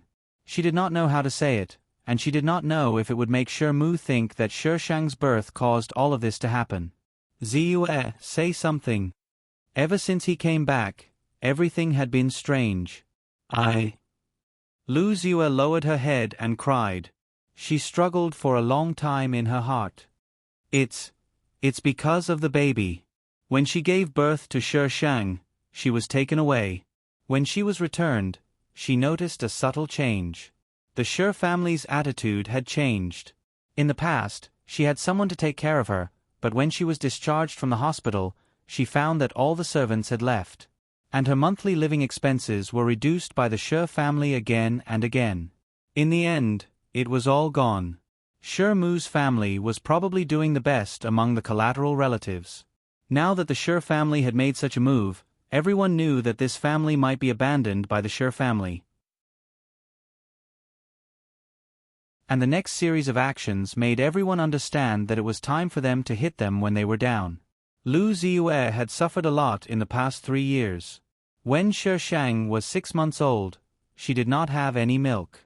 In order to get food for Shi Sheng, she did not hesitate to stand in the snow for 3 hours. Someone even splashed water on her, and the water froze on her body. She did not know how she survived. Her body was not in good condition in the past 3 years. Lu Ziyue's body had been in a state of stress for the past 3 years. She did not know when it would collapse, but she did not dare to say it. She did not dare to say a word, and no one could say it. She had to grit her teeth and endure it to let her baby grow up safely.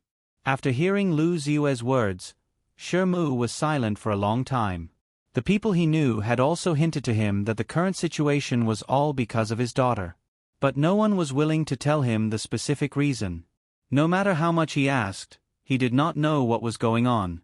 What kind of outrageous things could a child do? Not to mention, a newborn child. *# today's votes for fragrant watergrass flavor #. The update will be slow because I have to write a new book. Before the new book is out, everyone still has to vote. The monthly votes can at least last for this month. Love you all with the heart. You all have the heart of a bodhisattva.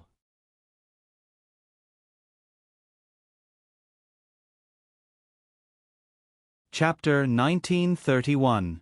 Shishang realized that ever since that day, her mother seemed to have returned to the way she was when her father did not return. Her father also seemed to be in a bad mood. Not long after that, many people came. At that time it was too chaotic. Shishang was hugged by Lu Ziyue. She pressed Shishang tightly in her arms and covered her ears and eyes, not letting her see or hear. However, she could feel Lu Ziyue's hot tears on her face, flowing down her eyes and onto her lips. She stuck out the tip of her tongue and licked it. It was salty. They were chased out of the Shi family's main residence and Shermu placed them in a slightly dilapidated building. The environment and conditions were completely incomparable to before. Baby, suffer a little first. Daddy will definitely not let you suffer. Shermu solemnly made a promise. Shishang nodded her little head. Daddy, I'll go help Mommy. Shermu patted her head. Go. Shishang trotted a few steps and turned back to look at Shermu. The man's tall figure was as steady as a mountain. He was smiling at her, and a feeling of relief spread through her. The environment of the small building was very bad. There were all kinds of people here. Every time Lu Ziyue went out, she would meet some people with malicious gazes. Shermu was very busy every day. He always seemed to have endless phone calls and things to say. Shishang could only look at Shermu eagerly, hoping that he would put down the phone in his hand and talk to her. However, Shermu always smiled and patted her head before continuing to talk on the phone. Shishang was very disappointed, but she did not cry or make a fuss. She was so obedient that it made one's heart ache. Shermu was very busy, so Lu Ziyue had to go out alone. Every time she went back and forth, it was as if she had gone out to fight a war. She knew that Shermu had a lot to do and she could not distract him. All she could do was take care of him and Shishang. These days passed in the blink of an eye. Seeing that it was time for Shishang to go to school, Shermu asked a friend to let Shishang go to school. The students in the school were very unfriendly. They lived in similar environments, but many of them could not stand Shishang. The reason was laughable. It was just because Shishang dressed cleaner than them, looked better than them, was more sensible and smarter than them, and could be praised by the teacher. Hit her, hit her. Several boys about the same age as Shishang surrounded her, pulling her hair and grabbing her clothes. The children shouted and hit her, but the surrounding students were all heckling. No one helped her. Let go of me. Shishang tried to struggle, but was pressed to the ground by the two children. Who told you not to give it to me? Who told you to resist? Beat her up. A child angrily commanded the other children. Snatch it over. The thing that the child was talking about was a paper book that Shishang was holding tightly in his arms. In this era, paper books had become a very expensive consumer product. The paper book in Shishang's hand was given to her by Shermu. She liked it very much and always kept it in her bag. But today, these people had taken the books out of her bag and wanted to snatch them away. That was why this scene had happened. This is mine. Shishang held the book and refused to give it to them. Those children were also ruthless. They punched and kicked, pulled her hair, pinched her arms, and insisted on snatching the book. At that time, Shishang was just a weak child. With so many children surrounding her and snatching the book, how could she win? In the end, the book was still snatched away. In the past, she was bullied by the Shi family. Now, she was being bullied by these people. Shi Shang got up from the ground and stared in the direction where those people left. At that time, there was still some confusion and grievance in her eyes. She was just a child. When Shi found out about this, he went to the school to teach those children a lesson. Shi Shang hid behind Shi and watched the few brats standing there trembling as Shi lectured them. In the past, when she was bullied, her mother could only hug her and comfort her. This was the first time someone stood up for her. On the way back, Shi Shang hugged Shi arm and smiled brightly. "Daddy, I love you." Shi laughed out loud and patted Shi Shang's head. "Baby, with Daddy around, no one will dare to bully you. In the future, if anyone bullies you, just tell Daddy." Shi had withdrawn from Shi Shang's school. He had wanted Shi Shang to have the same childhood as other children, but how could he stand it when his baby was bullied in school? Lu Ziyue and he were both highly educated, so teaching Shi Shang was not a problem at all. Hence, Shi Shang did not go to school. In the beginning, it was Lu Ziyue who taught her. Shi Shang learned very quickly, and Lu Ziyue was gratified and happy. She always patted Shi Shang's head and said, "In the future, my baby will definitely become a big shot." Every time this happened, Shi Shang would say, "I will work hard to grow up and protect Daddy and Mommy."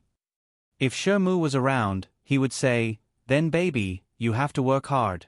Mommy and I are waiting." They lived in that small building for a year. That was the happiest year of Shi Shang's life. Although the environment was harsh, no one dared to bully them under Shi protection. The children who used to bully her would avoid her when they saw her, afraid that they would meet Shi. When Shi Shang was 4 years old, they moved out of that small building and into a spacious and bright house. Shi Shang had noticed it a few months ago. Their lives were constantly improving. Lu Ziyue was no longer around to save money.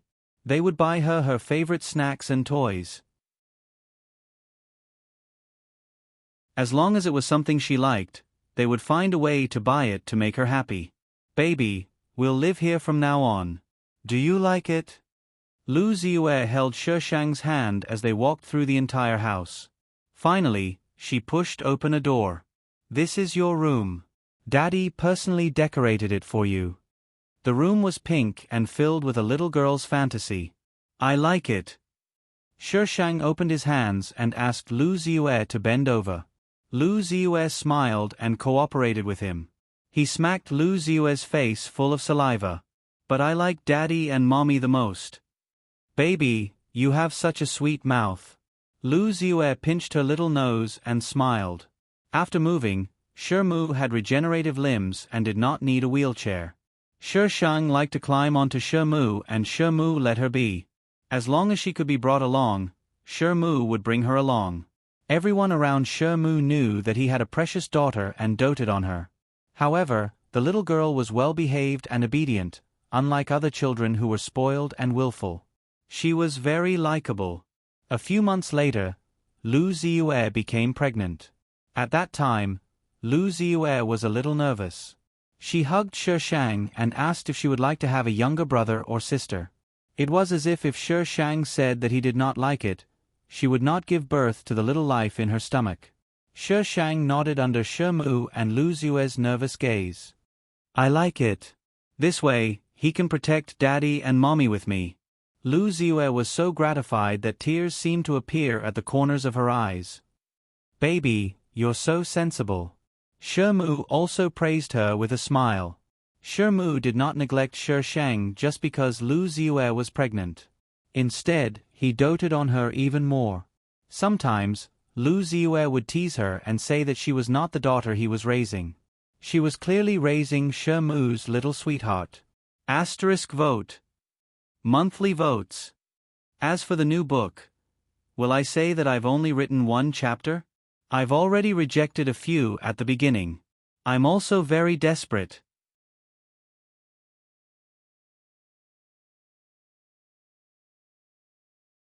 Chapter 1932. On the day of Lu Ziyue's delivery, Shi Shang and Shi were both standing outside the operating theater. Shi Mu did not witness Shi Shang's birth. Now that he could watch the birth of his other child, he was as nervous as a hothead. On the other hand, Shi Shang was much calmer, unlike a 5-year-old child. Because of Lu Ziyue's poor health, the delivery process was not very smooth. Fortunately, technology was advanced now, and both mother and daughter were safe. It was a younger sister. The first time Shi Shang saw her younger sister, she was in the incubator. She was wrinkled and her eyes were closed. She leaned against the glass and looked at her younger sister in the incubator. This was her younger sister, the person she would protect in the future. Shi Mu squatted beside Shi Shang and whispered, "Baby, can you give your younger sister a name?" "Me." Shi Shang widened her eyes as if she could not believe that this important task was handed to her. Shi Mu nodded encouragingly. "Yes, baby." Shi Shang's clear black and white eyes reflected Shi Mu's face. After a while, she looked inside and seemed to be thinking. After a long time, she opened her pink lips and said, "The stone mountain stands tall, and the river flows.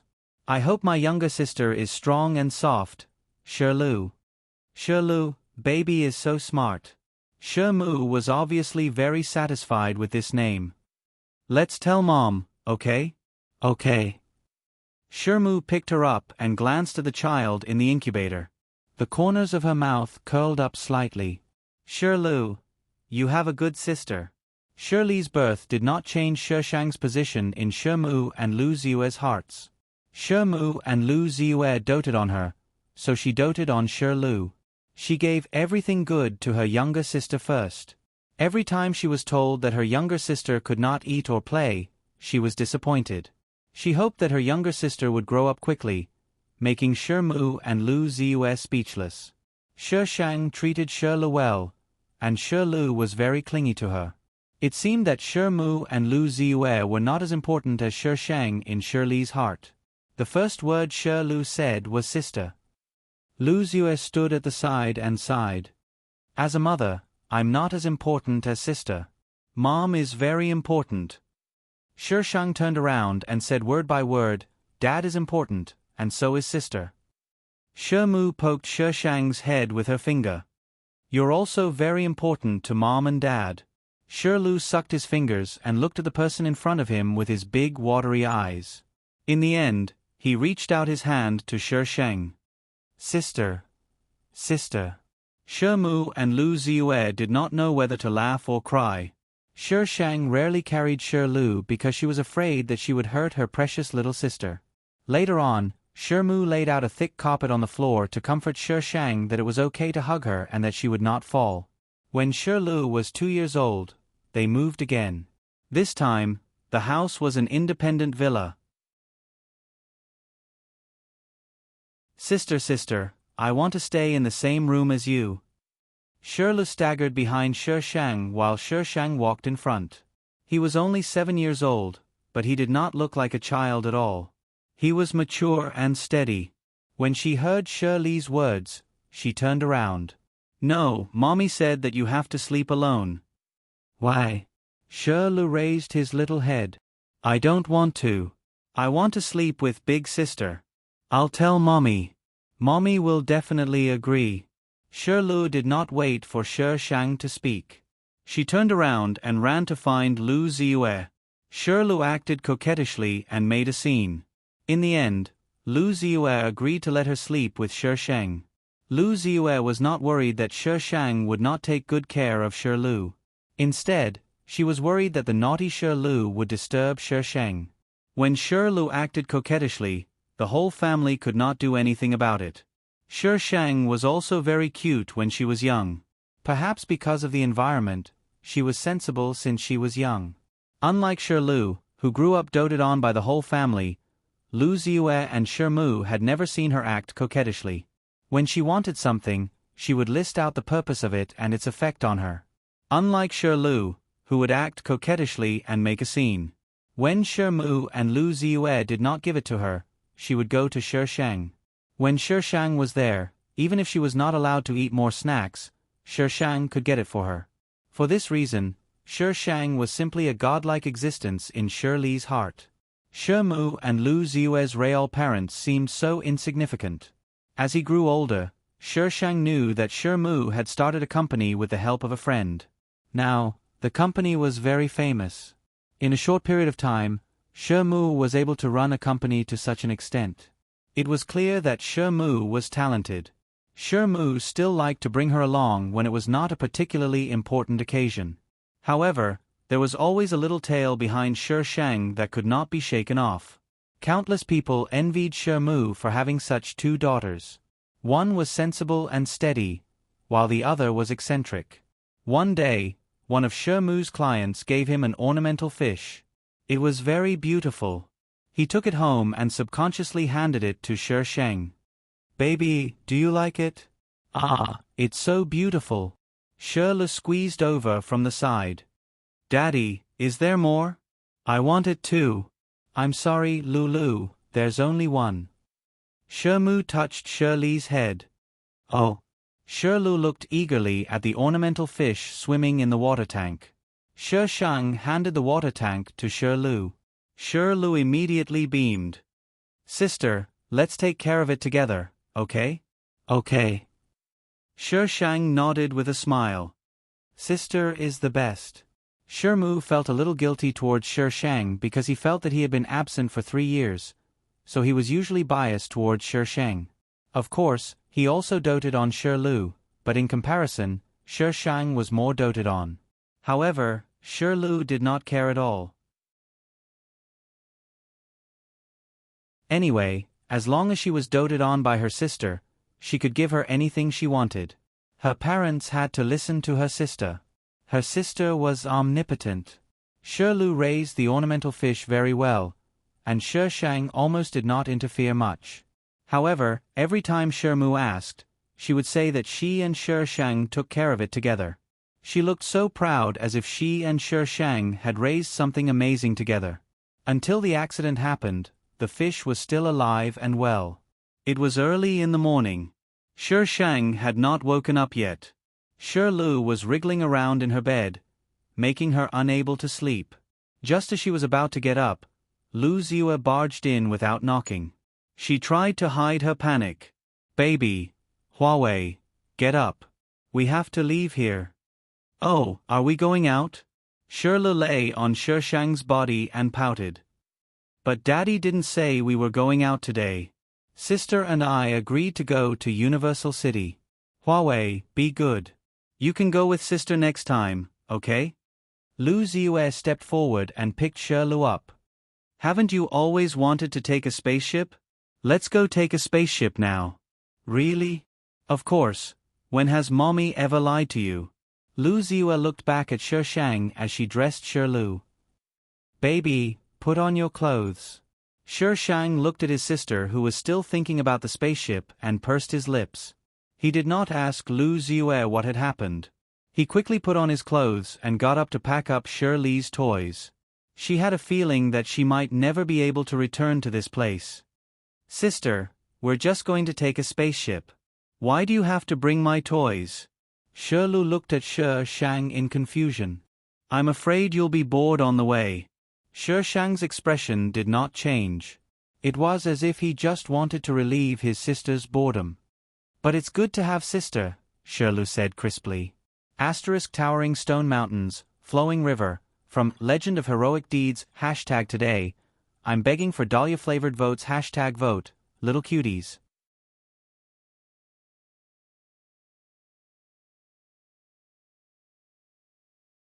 Chapter 1933. Lu Ziyue did not pack much. She held Shang in one hand and Lu in the other and quickly walked toward the door. Just as Lu Ziyue reached the door, a gunshot sounded from outside the window. The fish tank that Lu had placed on the windowsill yesterday was penetrated by a bullet. The ornamental fish fell to the ground and struggled in the broken glass. Lu Ziyue's expression changed and she quickly opened the door. There was someone outside the door. Lu Ziyue put Lu in the car and asked Shang to get in before she got in the car. Through the glass, Shang saw the colorful ornamental fish struggling in the open door. The bullets penetrated the glass and hit the objects in the room. This was the first time Shi Shang had seen such a scene at such a close distance. It left a deep impression. Even many years later, she could still clearly recall the scene of the fish struggling helplessly. But at that time, she was really scared and her body was trembling. Baby, baby, don't be afraid. Lu Ziyue hugged Shi Shang. Baby, don't be afraid. Mommy will protect you. Don't be afraid. Let's go find Daddy now. Shi Shang's limbs were cold and he buried his head in Lu Ziyue's arms. Lu Ziyue comforted Shi Shang again and again. No matter how sensible her daughter was normally, she was still a child. A child who needed her protection. Madam, they are catching up. The driver saw the hover car behind them from the monitor and said anxiously. Lu Ziyue also panicked. Quick, tell Brother Mu where we are and ask him to come and pick up our baby and Huawei. The driver contacted Shi Mu, who told them not to worry and that he would be there soon. But the people behind did not seem to want to wait and started to attack on the street. The hover cars around them fell to the ground and it was instantly chaotic. The driver almost accelerated to the limit. Fortunately, the road he took was one way. As long as he was fast enough, he could move forward unimpeded. The gunfire behind them became louder and louder. Lu Ziyue's forehead was full of cold sweat. She was also scared, but she still had 2 children to protect. She had to be strong. Sister. Shirley grabbed Shi Shang's hand and asked with a pale face, Why are they chasing us? Sister, I'm scared. Shi Shang forced himself to calm down, but his voice couldn't stop trembling. Don't be afraid. Dad will be here soon. Shi Shang firmly believed that Shi Mu, who was like a towering mountain in her heart, would protect them. Shi Mu did not disappoint Shi Shang and rushed over with his men. Ziyu, take Darling and Bai An to the port first. There's someone there to receive them. I'll be there soon. Shi Mu carried Shi Lu out and handed him to someone behind him. Take Madam and the young ladies away. Brother Mu. Lu Ziyue's eyes were red and puffy. Protect the children well. Shi Mu reached out to wipe the tears on her face. He hugged Shi Shang again. The child, who was only as tall as his knees, was now as tall as his chest. Don't be afraid. Daddy is here. Protect yourself and your sister well. Daddy, Shirley called out tearfully. Shi Mu also hugged her. Sister has protected you for so many years. You have to listen to sister and mother. You have to protect sister too, understand? Yes. Okay, let's go. Shi Mu let go of Shi Shang and Shi Lu.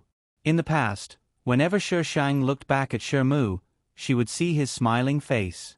Only this time, she saw Shi Mu's back view, but it was still tall and firm. They were sent to the port and were about to leave on a spaceship. However, Shi Mu did not come for a long time.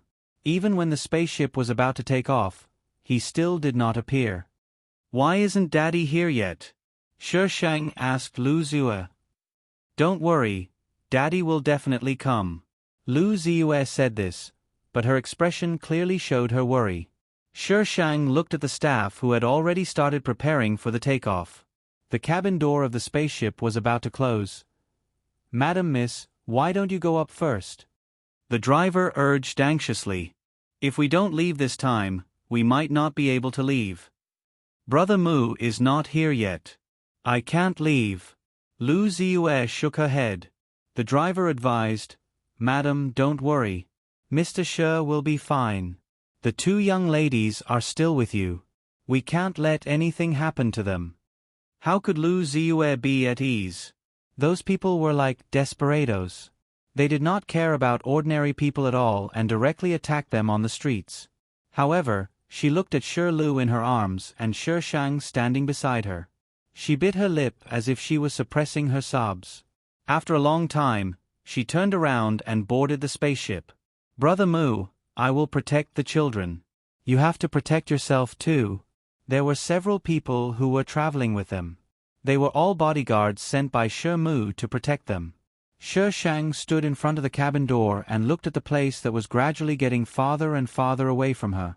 A very strange emotion surged in the depths of her heart, making her flustered. Sister, will Daddy come? Shirlu hugged Shi Shang's thigh and looked up at Shi Shang. There were still traces of tears on her small face. Shi Shang lowered her head and patted her head. Then, she squatted down. Daddy will come. Believe in Daddy. Shirlu had always listened to Shi Shang. When she said this, Shirlu wiped the tears on her face and nodded. Yes, I believe in Daddy. They stayed on the spaceship for 3 days. At about 8 o'clock in the evening, the spaceship suddenly shook. It was normal for the spaceship to occasionally encounter uncontrollable factors in the universe, but this time, the spaceship shook for nearly 10 minutes without stopping. Everyone began to panic. Madam, something happened to the spaceship. We have to leave quickly. The bodyguards came in from outside. Lu Ziyue's heart thumped. She did not ask any more questions. She picked up the sleeping Shirlu, held Shi Shang's hand, and followed the bodyguards out of the cabin door. The corridor outside was very chaotic. Most of the people were panicking and running in different directions. Lu Ziyue held Shi Shang tightly, afraid that she would be separated from him. The bodyguards had a clear goal and went straight to the escape cabin. However, when they arrived at the escape cabin, there were already people there. The escape cabin could not be opened at all. The bodyguards forced the escape cabin open and escorted Lu Ziyue up. The people behind swarmed up and the escape cabin emitted a beeping alarm. An escape cabin could accommodate up to 20 people, but now there were at least 30 people in it. People outside, get out quickly. It's over, wait. Why should we get out? Why don't you get out? We came up first. Of course, we should leave first. Get out quickly. The people who came up later were unwilling to go down.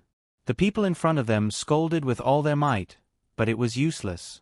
Those people were determined not to go down. They even said something like, if you can't leave, don't leave.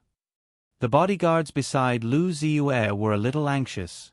They directly kicked the person furthest away. This action resonated with the people behind and they all pushed the people who came up later out. The situation was a few times out of control. Shi Shang covered Shi Li's eyes, just like how Lu Ziyue covered her eyes many years ago. He did not want her to see the chaotic scene. This is just the beginning. Who said that they wanted to see Shi Shang's side story? If you have any opinions, go to these people.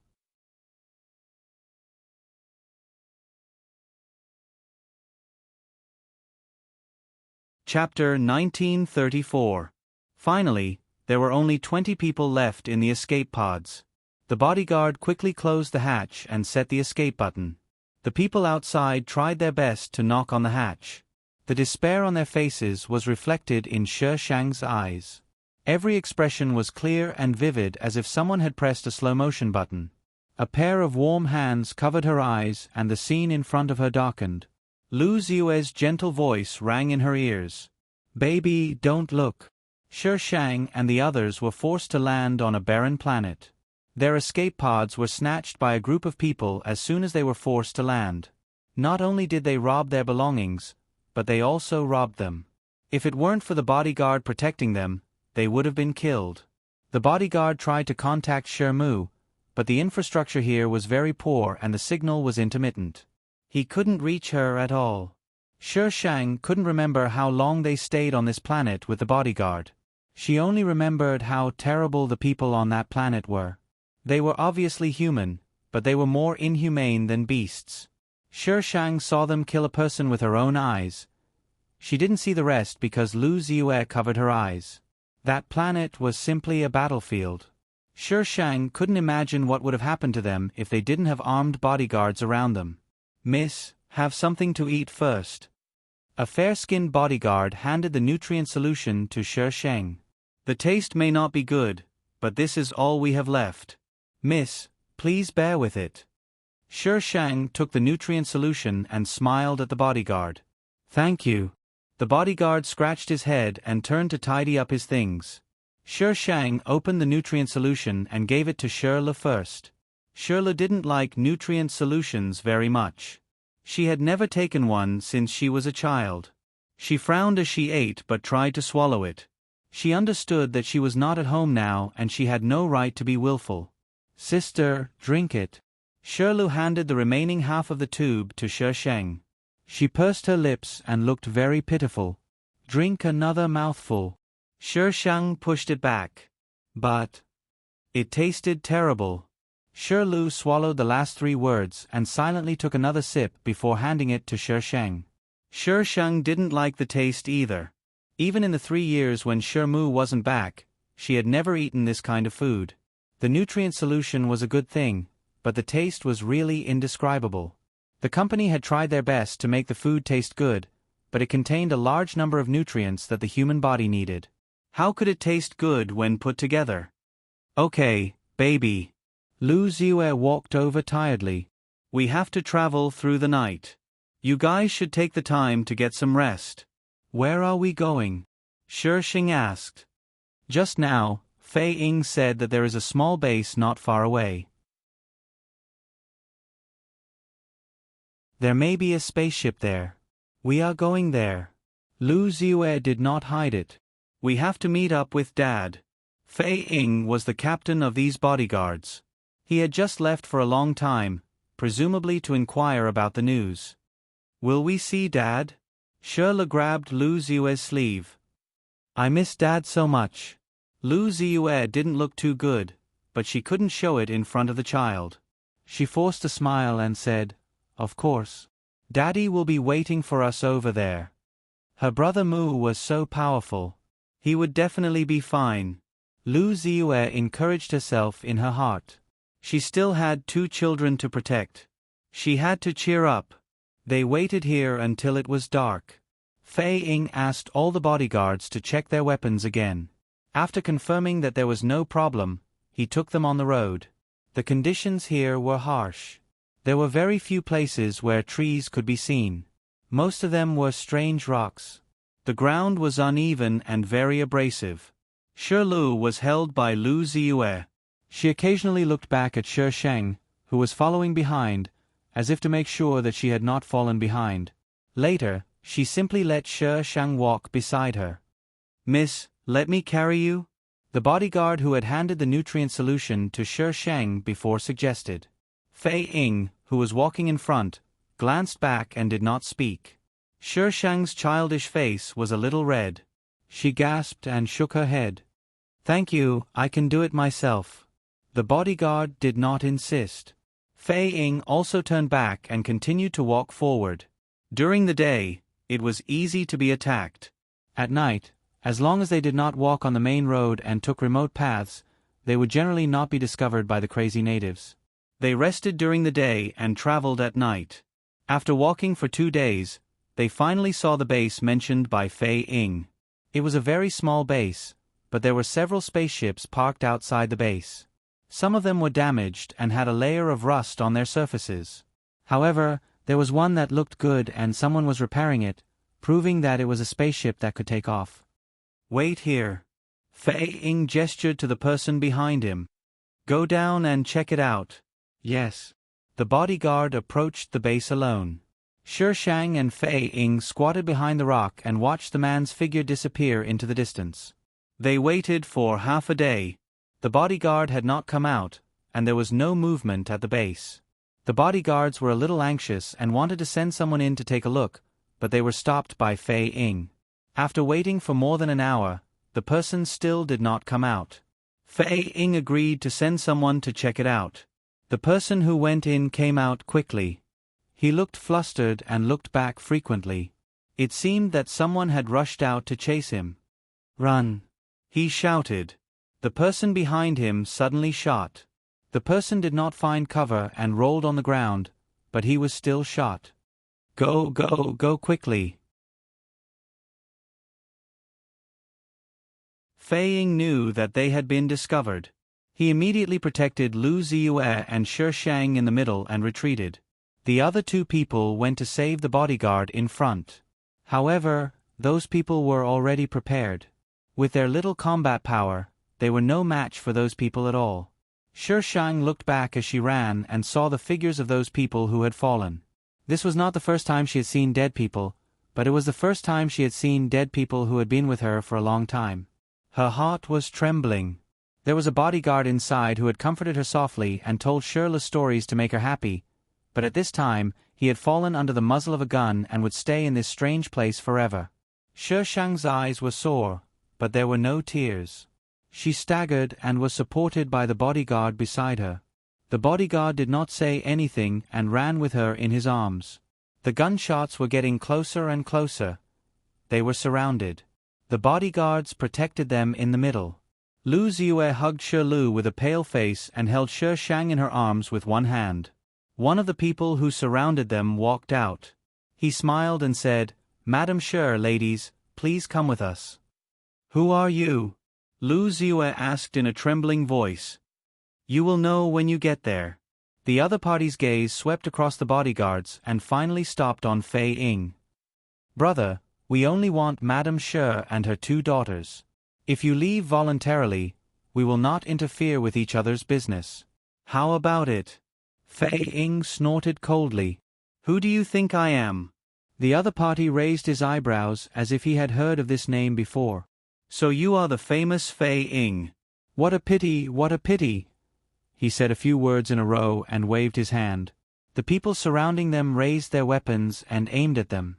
"Except for the target, kill everyone else." #hashtag today, I want 6 times the votes #6 times the votes, haha. I am really trying my best to fill the hole. Don't treat me like this.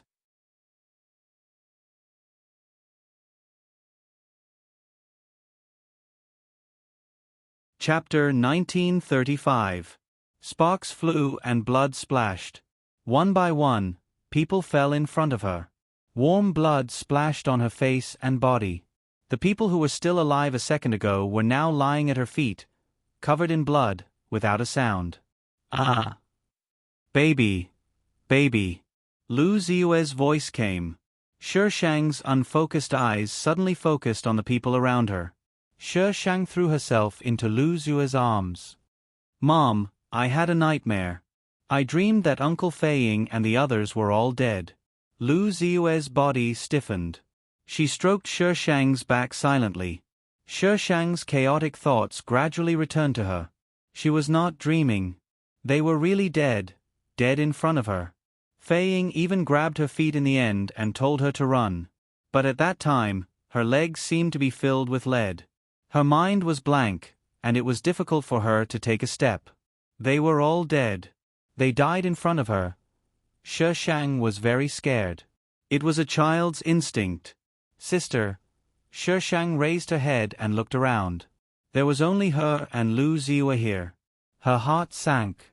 She met Lu Ziyue's eyes and asked with difficulty, "Where's Sister?" "Baby, it's okay. Sister is fine."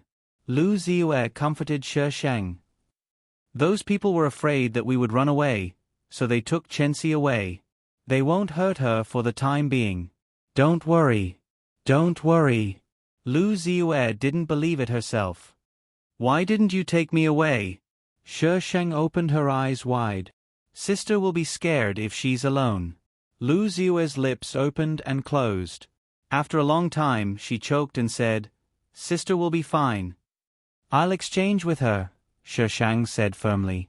At that time, She Shang was still a little confused and naive. She thought that as long as she exchanged with her sister, they would definitely agree. Lu Ziyue's eyes suddenly turned red. She hugged She Shang tightly. "Baby, I'm sorry. Mom is useless." Of course, She Shang couldn't exchange with Shirley in the end. She was locked in this place and couldn't even see those people. There were a few nutrition supplements thrown around them, enough to support her for a long time. That was the most difficult time in She Shang. At first, she tried to find a way out, but the place had been reinforced and there was nothing for her to use. Her hands were covered in blood, but in the end, she couldn't even open a single screw. Lu Ziyue's heart ached for her, but she knew that she couldn't persuade her, so she followed her to find the exit. They searched almost every nook and cranny of this place, but in the end, they couldn't find the exit. This place was like a secret room with no entrance or exit. She Shang was very worried about Shirley, but there was nothing she could do except worry. For the first time, Shi Shang felt that he was so incompetent. She sat on the ground dispiritedly and asked, "Mom, why? Why were these people chasing them? Why did he kill so many people? Why wasn't her father coming to save her? Why did they take her sister away?" Lu Ziyue moved over and hugged her. She said softly, "Baby, this world is very cruel. We are just duckweed in this world. The people standing at the top of the pyramid control life and death. If they want us dead, we have to die." How could she not be worried about Shi Lu?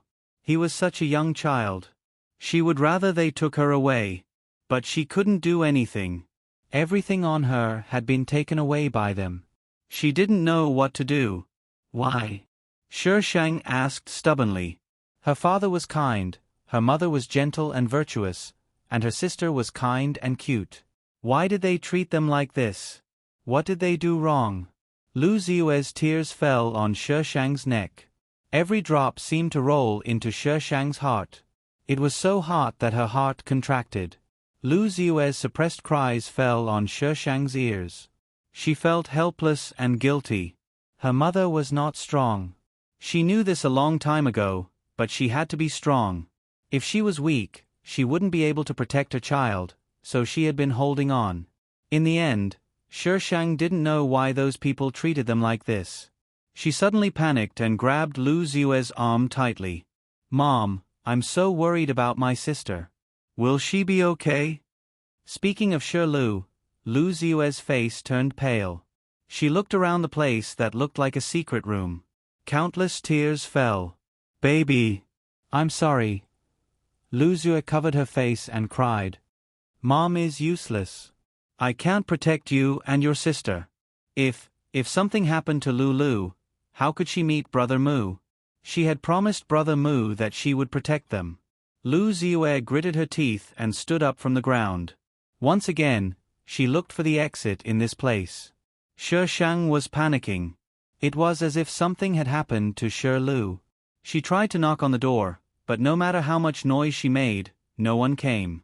They were locked up in this place. It was as if they had been forgotten. The spaceship stopped after a long time.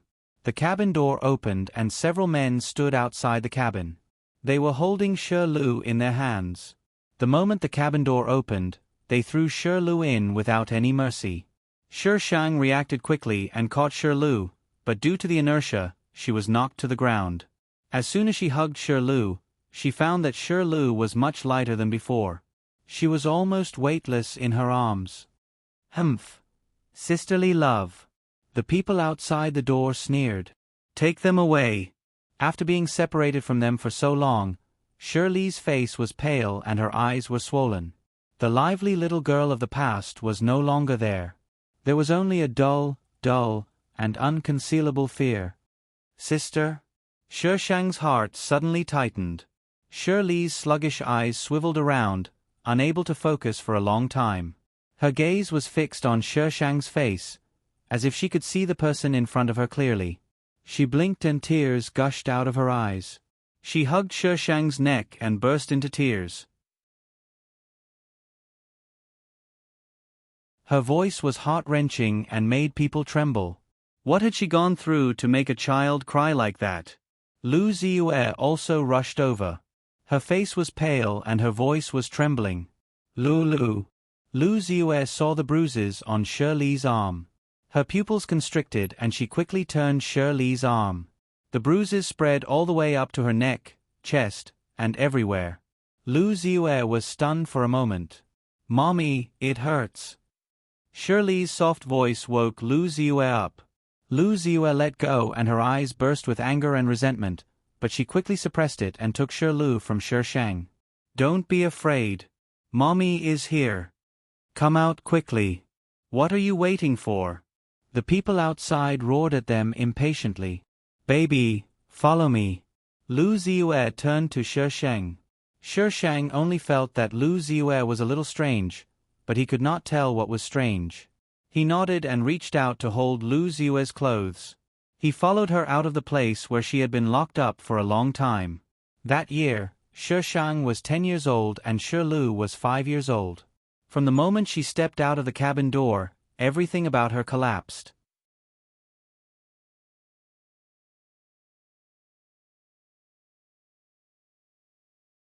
Chapter 1936. They were taken off the spaceship and locked in a basement. This time, they didn't take Shi Lu away. Lu Ziyue didn't let Shi Shang see and checked Shi Li's body herself. Shi Lu let out a weak cry of pain. Shi Shang's heart ached. "Mom." Shi Shang looked at Shi Lu, who had fallen asleep. "Sister," she. A strange smile appeared on Lu Ziyue's pale face. She hugged Shi Lu and swayed gently. "Baby, your sister is fine." Shi Shang had never seen Lu Ziyue smile like that. She was so angry that she had to suppress her anger. "Baby, we have to find a way to escape." Lu Ziyue lowered her voice. Shi Lu stood in front of the door and looked outside. There was no one outside. She sat cross-legged beside Lu Ziyue. "How are we going to escape? The people who protected them were dead. They could only rely on themselves now." She didn't even know where this place was. How could they escape? She didn't know where her father was either. Could he find them? He must be able to. "Let's observe for a while more." Lu Ziyue's eyes were firm. "Don't worry. Mom will protect you and your sister even if I die. I will protect Mom too." Shi Shang's little face was full of determination, just like when she was young. Lu Ziyue forced a smile and patted her head. "Our baby has grown up." The memories from many years ago seemed to be clearly recalled in her mind. Who would have thought that they would encounter such a thing after so many years? Lu Ziyue and Shi Shang didn't have a chance to escape. They were brought into a room.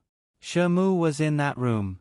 His regenerative limbs had been removed and he was lying on the ground in a sorry state.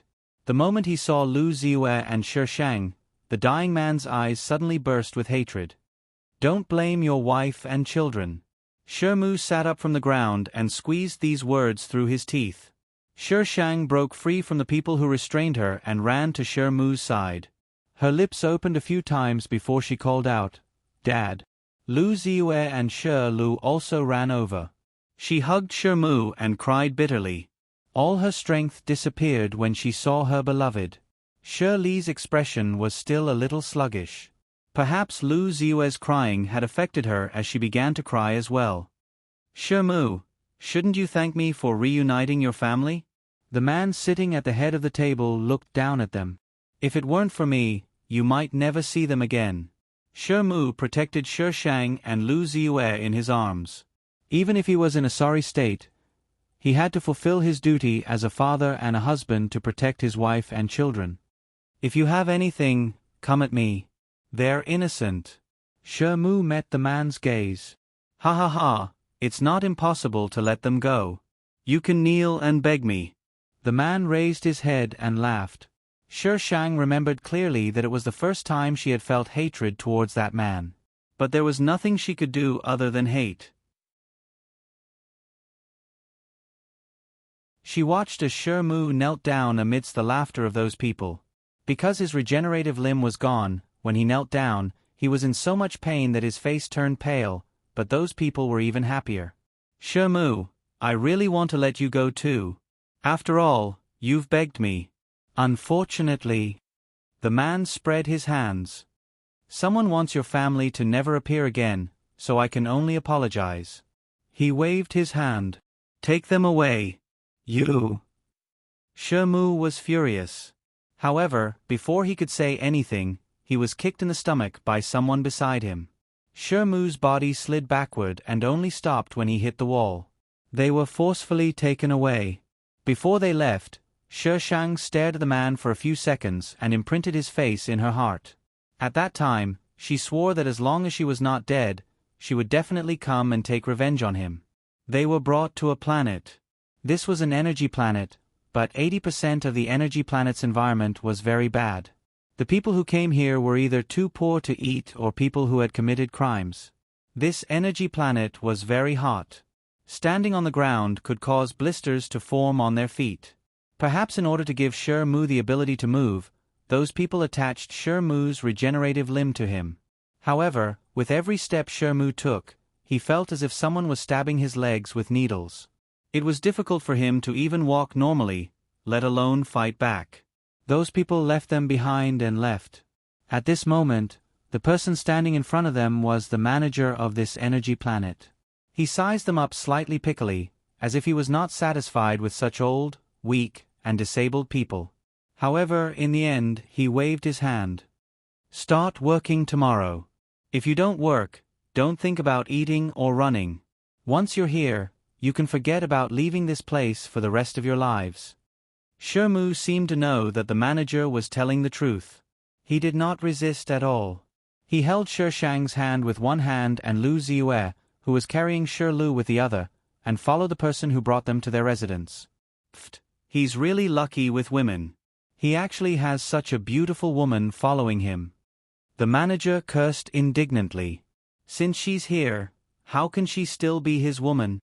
The person beside him immediately flattered. Ha ha ha, you're right. The manager looked at Lu Ziyue, who had walked away with bad intentions. How could the woman here compare to her figure and skin? She's really AF * King Stunner. Bring her over tonight and let I have a taste of her. Okay. The living environment here was also very bad. In a simple dormitory, there were no less than 30 people squeezed together. The men and women were not separated. Under the stuffy weather, the smell of the dormitory was indescribable. There were only a few people in the dormitory at this time. When they entered, these people immediately focused their attention on them. Their eyes were numb, as if they were looking at an object. There were only 2 bunks left in the dormitory, and they were in the worst location. Shermu's face darkened as he tidied up and placed Lu on the bunk. Baby, come here. Lu walked to Shermu's side. Shermu held her hand and carefully reminded her, you have to be vigilant at all times here. Don't trust anyone, don't eat anything given by anyone, and don't leave your parents' sight. Understand? Sheng nodded. Shermu looked around. The people who were watching them just now had already laid back down. No one was paying attention to them anymore. Shermu searched his body for a while and took out a sharpened knife from somewhere. He wrapped the blade and handed it to Sheng. Take it. Do you still remember what I taught you? The knife was cold. Even in such a hot weather, it still carried a chill. Sheng held it tightly. I remember. In the past, Shermu would take Sheng to learn martial arts when he was free. However, he was busy later on and this matter was delayed. Sheng only learned a little. It was not a problem to beat up a hooligan, but it was completely unrealistic to fight with those people from before. Therefore, Sheng remained silent and did not resist. #today's vote for Catalan flavor #vote. Vote, vote. Vote, vote, vote.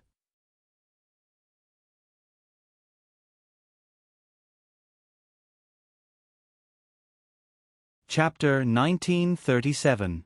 She knew that with her little strength, resisting would not bring her any benefits. Remember, if you're accidentally left alone and someone bullies you, don't be soft-hearted.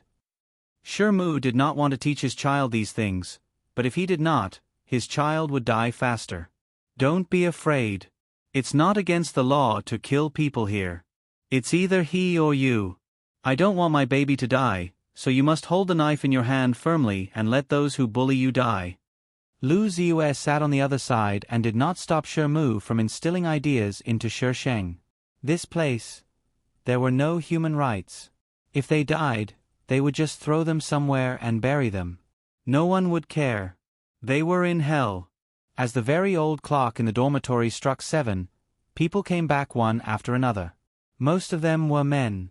They were bare-chested and spoke a language that Sheng was completely unfamiliar with. All of them were sweating profusely.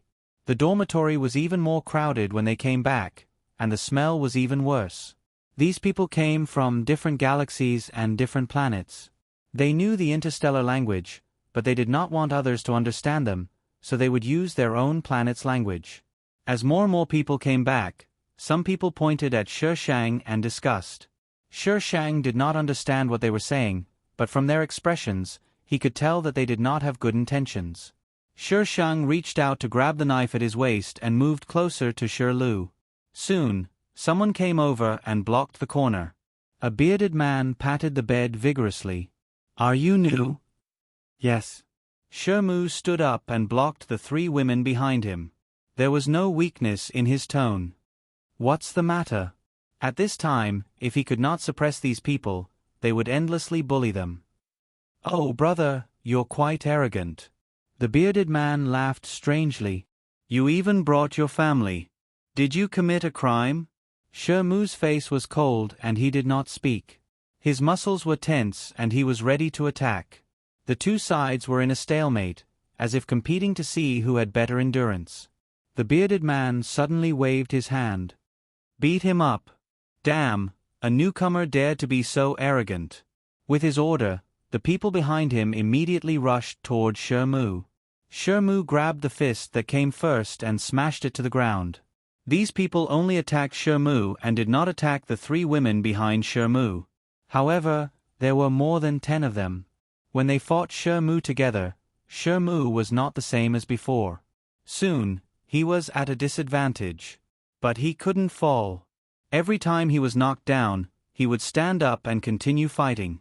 The bearded man did not make a move. He stood and watched for a while. When Shi Mu was about to collapse, he suddenly waved his hand and shouted for him to stop. "Big brother, you're quite powerful. Looks like you're also a ruthless character. Let's stop here today. When you've recovered, I'll fight you." "Brother Hong." Big Beard stopped the person who was talking and pointed at the messy dormitory. "Clean up. When those vampires come, you won't have anything to eat." Shi Mu propped himself up and did not fall. He waited for the bearded man to leave with a group of unwilling people before he collapsed on the bed. "Daddy!" Shi Shang and Lu Ziyue rushed over. Shi Shang could not hide the worry on his face. Shi Mu seemed to want to speak, but he did not have the strength. His head tilted and he fainted. Lu Ziyue got Shi Mu onto the bed and asked a woman in the clinic where she could get water. The woman chuckled. "It's difficult to drink water in this place. How can there be water?" The woman's skin was dark, and she looked much better when she smiled. She glanced at Shi Mu, who was lying on the bed, and finally got out of bed. She took out a box of medicine from the cabinet beside her and threw it to Lu Ziyue. "Apply some medicine. Don't even think about water." "Thank you." Lu Ziyue thanked her. She did not know what medicine the woman gave her, but it was very useful. The wound on Shi Mu's body stopped bleeding very quickly. Lu Ziyue did not dare to use it too much. This place was lacking in resources, and medicine was even more precious. She returned the medicine to the woman. The woman was next to them, lying on the bed and looking at them. Lu Ziyue said a few words to her, and the woman quickly chatted with Lu Ziyue. From the woman, Lu Ziyue found out that there were 2 groups of people in this dormitory. One of them was the bearded brother Hong from earlier. Some of the people he had brought with him earlier were from other dormitories, and there were not many of his people in this dormitory. The other group of people was Brother Chong, who had not returned. More than half of the people in this dormitory were from his side. These 2 people could be considered the big brothers here, and each of them had many underlings. For some reason, the higher-ups had placed the 2 of them in the same dormitory. As the saying went, 2 tigers could not live on one mountain. These 2 groups of people would fight for no reason. The woman ended with this sentence. Other than looking for women when he needs them, Brother Hong doesn't like women very much. However, Brother Chong likes women. There's no one in our dormitory that he hasn't slept with before. Also, the manager here is also a pervert. You should be careful. The woman might have seen that Lu Ziyue's appearance was not bad, so she reminded her. Lu Ziyue was naturally not bad looking. Otherwise, she would not have given birth to a daughter like Shi Sheng. After hearing the woman's words, Lu Ziyue immediately found something to wipe her face to cover her appearance. Then, she asked the woman for a set of clothes to change into. Seeing that Lu Ziyue was so smart, the woman generously borrowed her clothes. She even went to the other dormitory to find 2 sets of children's clothes for Shi Shang and Shi Lu. Soon, Brother Chong, who the woman mentioned, came back. When he heard that there were new people and women, he immediately came over to take a look. In order not to be taken fancy by this person, Lu Ziyue had put in a lot of effort. Her face was covered completely, and the loose clothes covered her figure. The light in the dormitory was not strong. Brother Chong only took a glance and seemed to find it not to his liking. He casually grabbed a woman not far away. The dormitory was not big, and when he was doing it, the whole dormitory could hear him. Lu Ziyue covered Shi Shang and Shi Li's ears. Her body could not help but tremble as she stayed by Shi Mu's side. She thought that she had escaped a disaster, but Brother Chong thought of her again after he was done. He walked over with the woman in his arms and pointed at Lu Ziyue. "You, come here." Lu Ziyue did not move. The woman who spoke to Lu Ziyue earlier looked at her a few times and finally stood up. "Brother Chong, this newcomer doesn't know the rules yet. Let me serve you today. I'll teach her the rules tomorrow and send her to you." Brother Chong pushed the woman away. He did not appreciate her kindness and went straight to Lu Ziyue. "Do you think that I won't know that you're good-looking just because you cover your face with mud?" Lu Ziyue subconsciously looked at the woman who was in Brother Chong's arms. The woman shrank back and a trace of guilt appeared on her face. However, it disappeared in a flash, leaving only the joy that she was about to escape from the clutches of the devil. She was the most beautiful woman in this dormitory, but this was not something she should be proud of. The more beautiful a woman was, the harder it was to survive here. Those beautiful women who could make the boss bend over for them were all in novels. They did not exist here at all. She was tortured by countless people every day. She did not have to go out to work, but she would rather go out to work. You're tuning in to the Narrate and Escape YouTube channel. Don't forget to subscribe and join us on this journey to catch the most captivating stories.